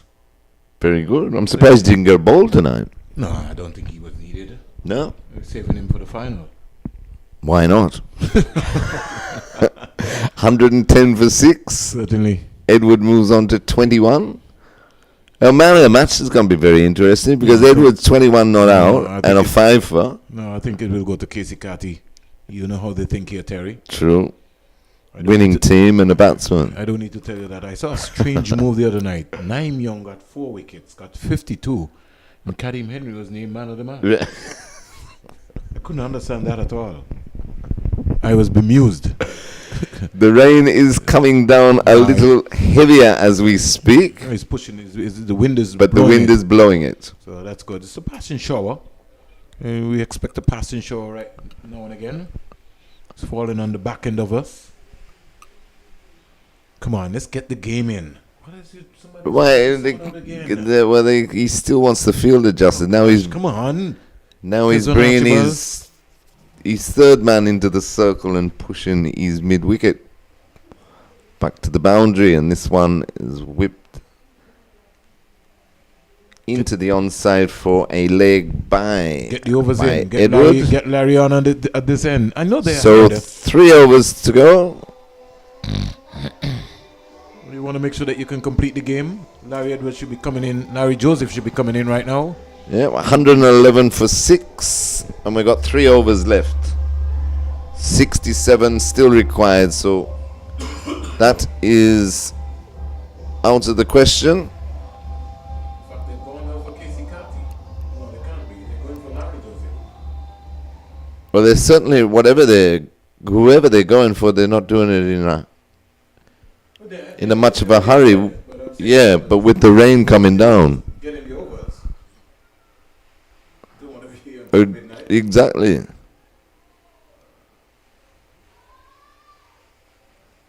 Umpires making sure that they get through this game. I don't think they have a choice right now. So it will be Larry Joseph. He's just tinkering with his field as he drops the mid wicket back on the boundary. And now the keeper calls for a helmet as he's going to stand up to the stumps. Either way, the wind is gone off. So Yes. I'm not It's no.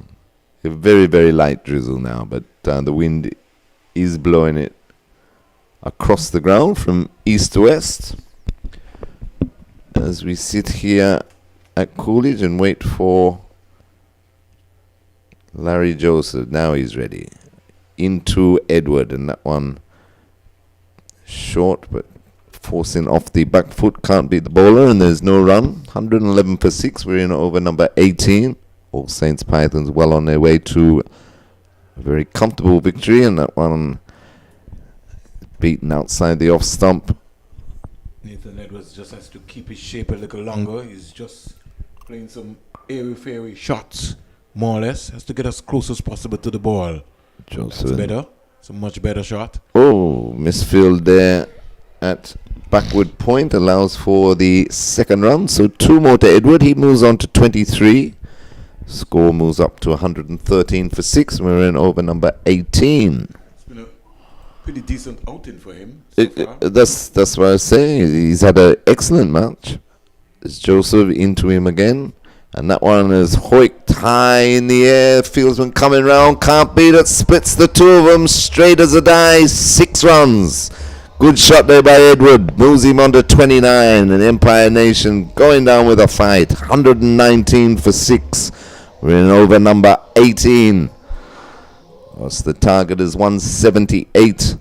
So still some 59 required with just the 15 legitimate deliveries left. But that was a top shot there by Nathan Edward. Cleared the rope nicely.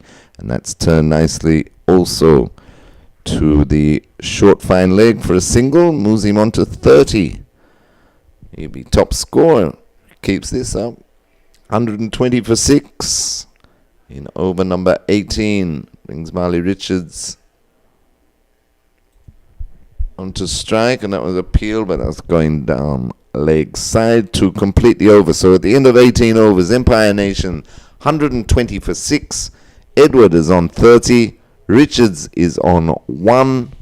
And just going through the formalities now, 12 legitimate deliveries left in the match, and still 58 runs required for Empire Nation. So, well, it's only a matter of time. Yes. The rains. The rains are smiling with us. Yeah, just a light drizzle that's now cleared. Passing shower is also cleared. So we'll get these 2 overs in. And Nathan Edward will be on strike. And he just needs 2 to be the top scorer for Empire Nation, which is a fantastic effort after taking an excellent fifer in the All Saints Pythons innings. 5 for 35 off his 4 overs earlier tonight. And looks like it's going to be Kerry Mentor back into the attack. And that one's spot on target. Defended by Edward. Misfield there by Mentor, who tried to chase it down in his follow through but run past it. Ends up on hands and knees. And another single to Edward. Moves him on to 31. The score up to 121 for 6. Is that a good outing, Nathan Edwards? Excellent outing.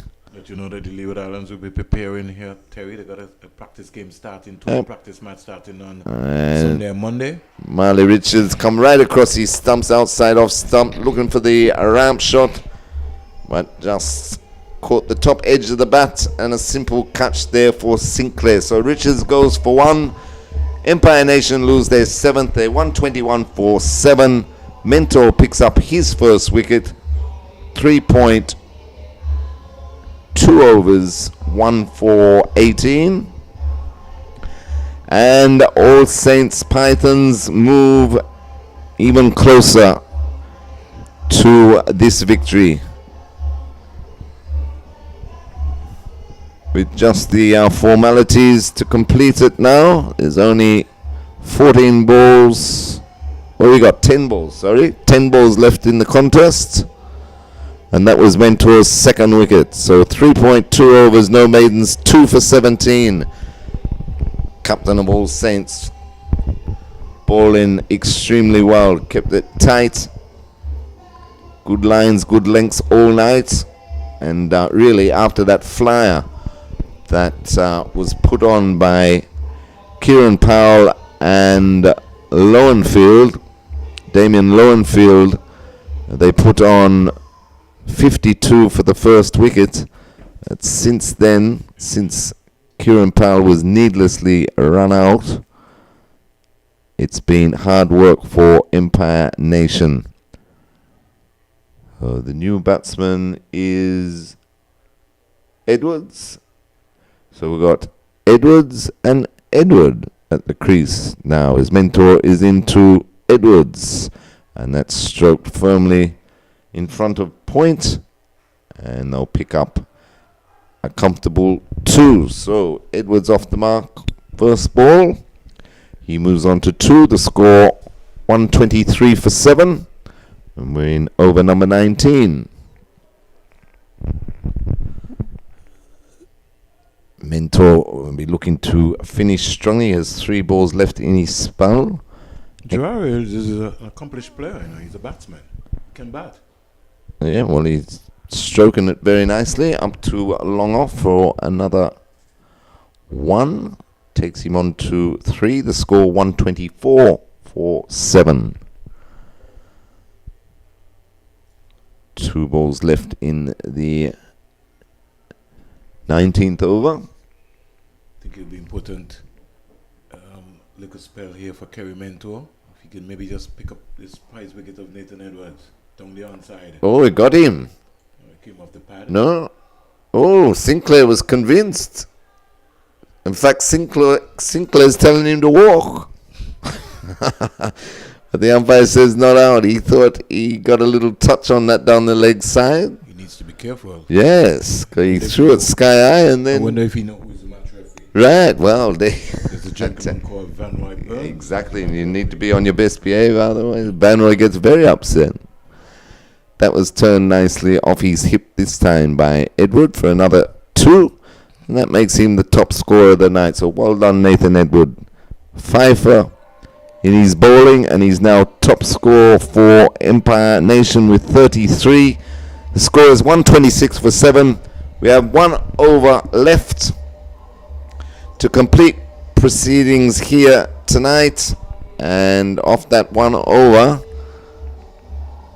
there's still 52 adrift. So it's going to be a very comfortable victory here for the All Saints Pythons, who will move into the semi-finals of this 2022 edition of the Cool and Smooth T20 Explosion here at the Coolidge Cricket Ground, under lights, and the crowd, their supporters have stayed on.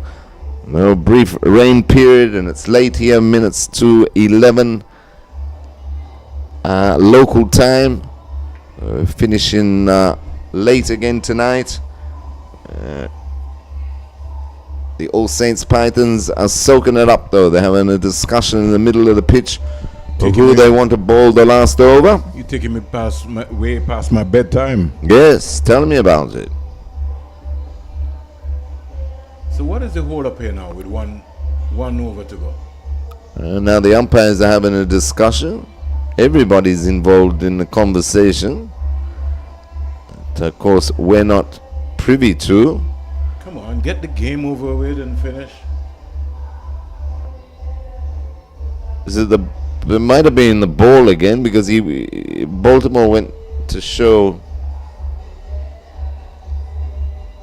we need to get his and colleague in an umpire shekel the ball, but there's only 1 over left.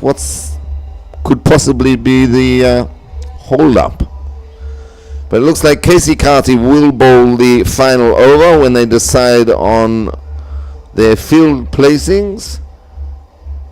Surely, no matter what sort of over he bowls, he'll be able to defend 52. So let's look at the bowling figures very quickly. Keswin Archibald, 4 overs, no maidens, 21 runs, 1 wicket. And we're dealing with the wicket takers first. Casey Carty is going to bowl the final over, 2 overs, no maidens, 15 runs, 1 wicket. Kerry Mentor, 4 overs, no maidens, 22 runs, 2 wickets. Martin Caesar Jr., 4 overs, no maidens, 14 runs, 2 wickets. He plays for Bolands. Bolands not in this competition. He was snapped up very quickly by All Saints. Carty's still getting his field right. Now he's ready. He's into Edwards, and Edwards is slashing outside the off stump. Doesn't make contact, goes through to the keeper Sinclair, and there's no run. I think we should say Gerari Edwards, because Nathan Edwards has batted beautifully so far tonight, so it might. But isn't it? If you look at the score sheet, though, it's Nathan Edward and Jahari Edwards. Yeah, but you're saying Edward. Yeah, that's what I'm saying. Edwards is batting. Edward is a non-striker. There's 2 of the strikers. That one kept a bit low, through to the keeper, no run. Does it? It doesn't. Nathan has played an exceptional match. If I was the adjudicator for man of the match, player of the match, he'd be my man, even though he's on the losing side. I think we need to have a course for judging the play of the match, so that folks can get an idea in terms of what we're talking about. Again, another swing and a miss. They decide to take the single, and they go through for a bye. So the score goes up to 127 for 7, and we have 3 deliveries left. Now, this is going to be a good contest with Casey Carty and Nathan Edward. 127 for 7. 3 deliveries to go. Carty's still trying to get somebody's attention. Are they interested? I don't know. We'll find out. Ground staff are getting ready. Carty into Edward, and Edward is swinging this.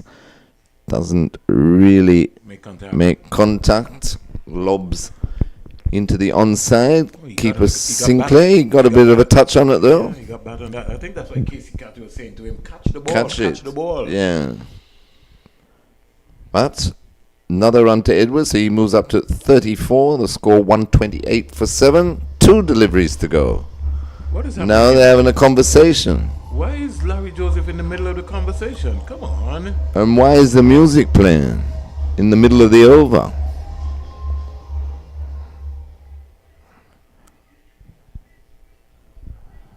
All right. Joseph goes back to his fielding position in the covers. Carty is ready and he's into Edwards. And Edwards is swinging and is clean bowled. Middle stump swung all round that one. Well bowled Casey Carty, full and straight. Empire Nation lose their 8th wicket. They won 28 for 8. Still some 51 runs adrift, or 50 runs adrift I should say, of the target, with 1 ball remaining. And who's going to come out to face the last ball?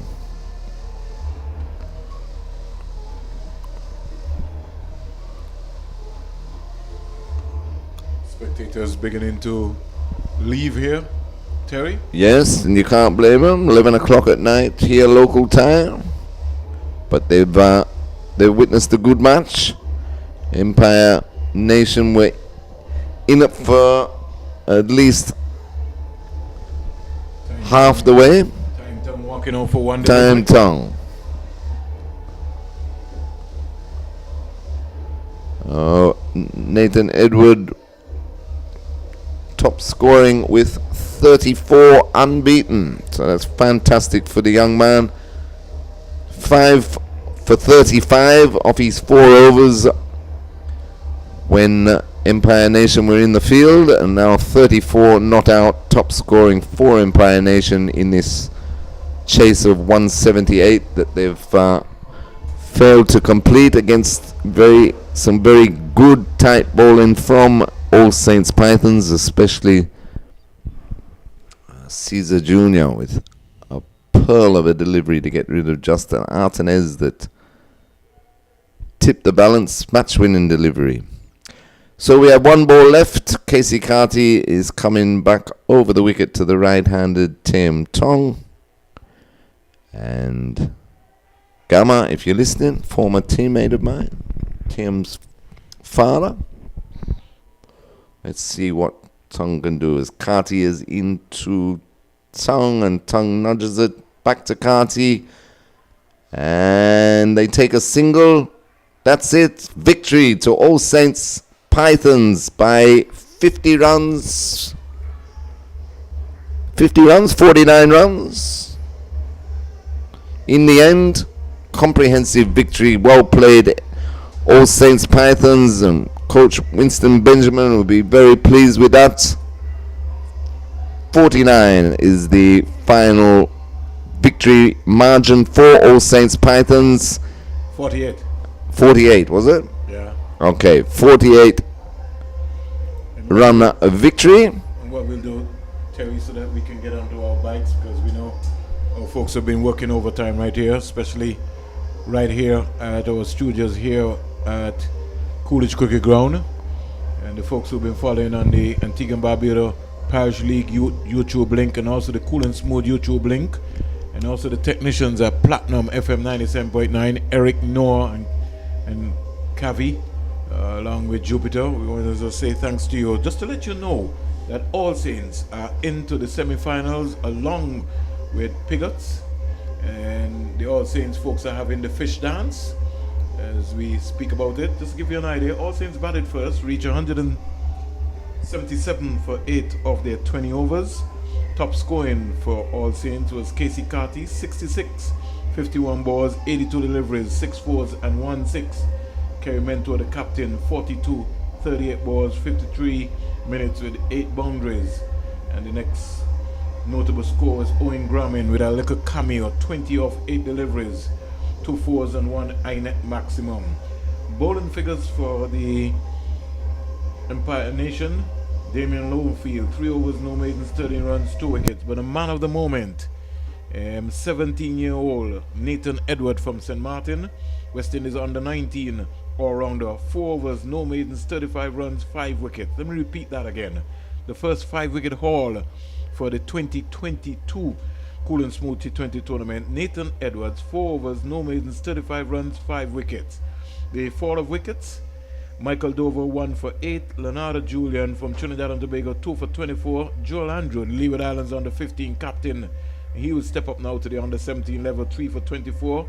Kerry Mentor, who would have played for the Leeward Islands, 4 for 123. Kezron Archibald, who also plays for the Leeward Island Hurricane franchise, 5 for 149. Casey Carty, 6 for 157. Melvin Charles, 7 for 160. And Larry Joseph, 8 for 165. It means now that Empire Nation would have needed to get 178 for victory. 178 for victory. In the end, they reached 129 for 8. Top scoring for Empire Nation: Nathan Edwards, 34 not out, 37 balls, 72 minutes, 2 fours, and 1 INET maximum. Kyron Powell at the top of the order with 31 before he was run out of 20 balls, 30 minutes, 4 fours, and 1 INET maximum. And we had 13 from Kenrick Scott and 19 from Damian Lowfield. Bowling figures for All Saints: good all-round performance. Kezron Archibald, 4 overs, no maidens, 21 runs, 1 wicket. Larry Joseph, 3 overs, no maidens, 31 runs, no wicket. Leonardo Julian, 2 overs, no maidens, 18 runs, no wicket. Casey Carty, who will be named man of the match, 3 overs, no maidens, 17 runs, 2 wickets. Kerry Mentor, 4 overs, no maidens, 22 runs, 2 wickets. And Martin Caesar Jr., who was the man of the day. He bowled 4 overs, no maidens, 14 runs, 2 wickets. So in the end, one would have to consider a real all-round performance from All Saints, winning by 48 runs in the final preliminary round game. And anytime soon right now, the man of the match presentation will be taking place. Empire Nation losing out in this 2022 Cool and Smooth T20 explosion. On behalf of the entire technical team here from the Parish League organization, Taddy Arundel and Company, along with Terry LaRaja, Vernon Springer, and everybody, the scorers who've made an excellent job, and the organizers here, I just want to let you know that we take a break tomorrow and we'll come back on Friday. So just make sure that you stay locked on to all of the social media platforms. And in fact, you maybe just need to listen to Terry LaRaja's program tomorrow and Point on the Street. We'll give you the lineups and the matchups for the semi-final. But to let you know that the 4 teams now in the semi-final, what we'll see now is All Saints. We have All Saints, we have Jennings, we have Bethesda, and we have Liberta. Those are the 4 top teams that are into the semi-final. The matchups will come up. And so on behalf of the entire team, we just want to be able to just say to the folks, we are out of here. And thanks very much for joining the broadcast right here on all of our social media platforms. I'm Vernon A. Springer along with Terry LaRaja, and we are on our bikes, and we're getting out of here.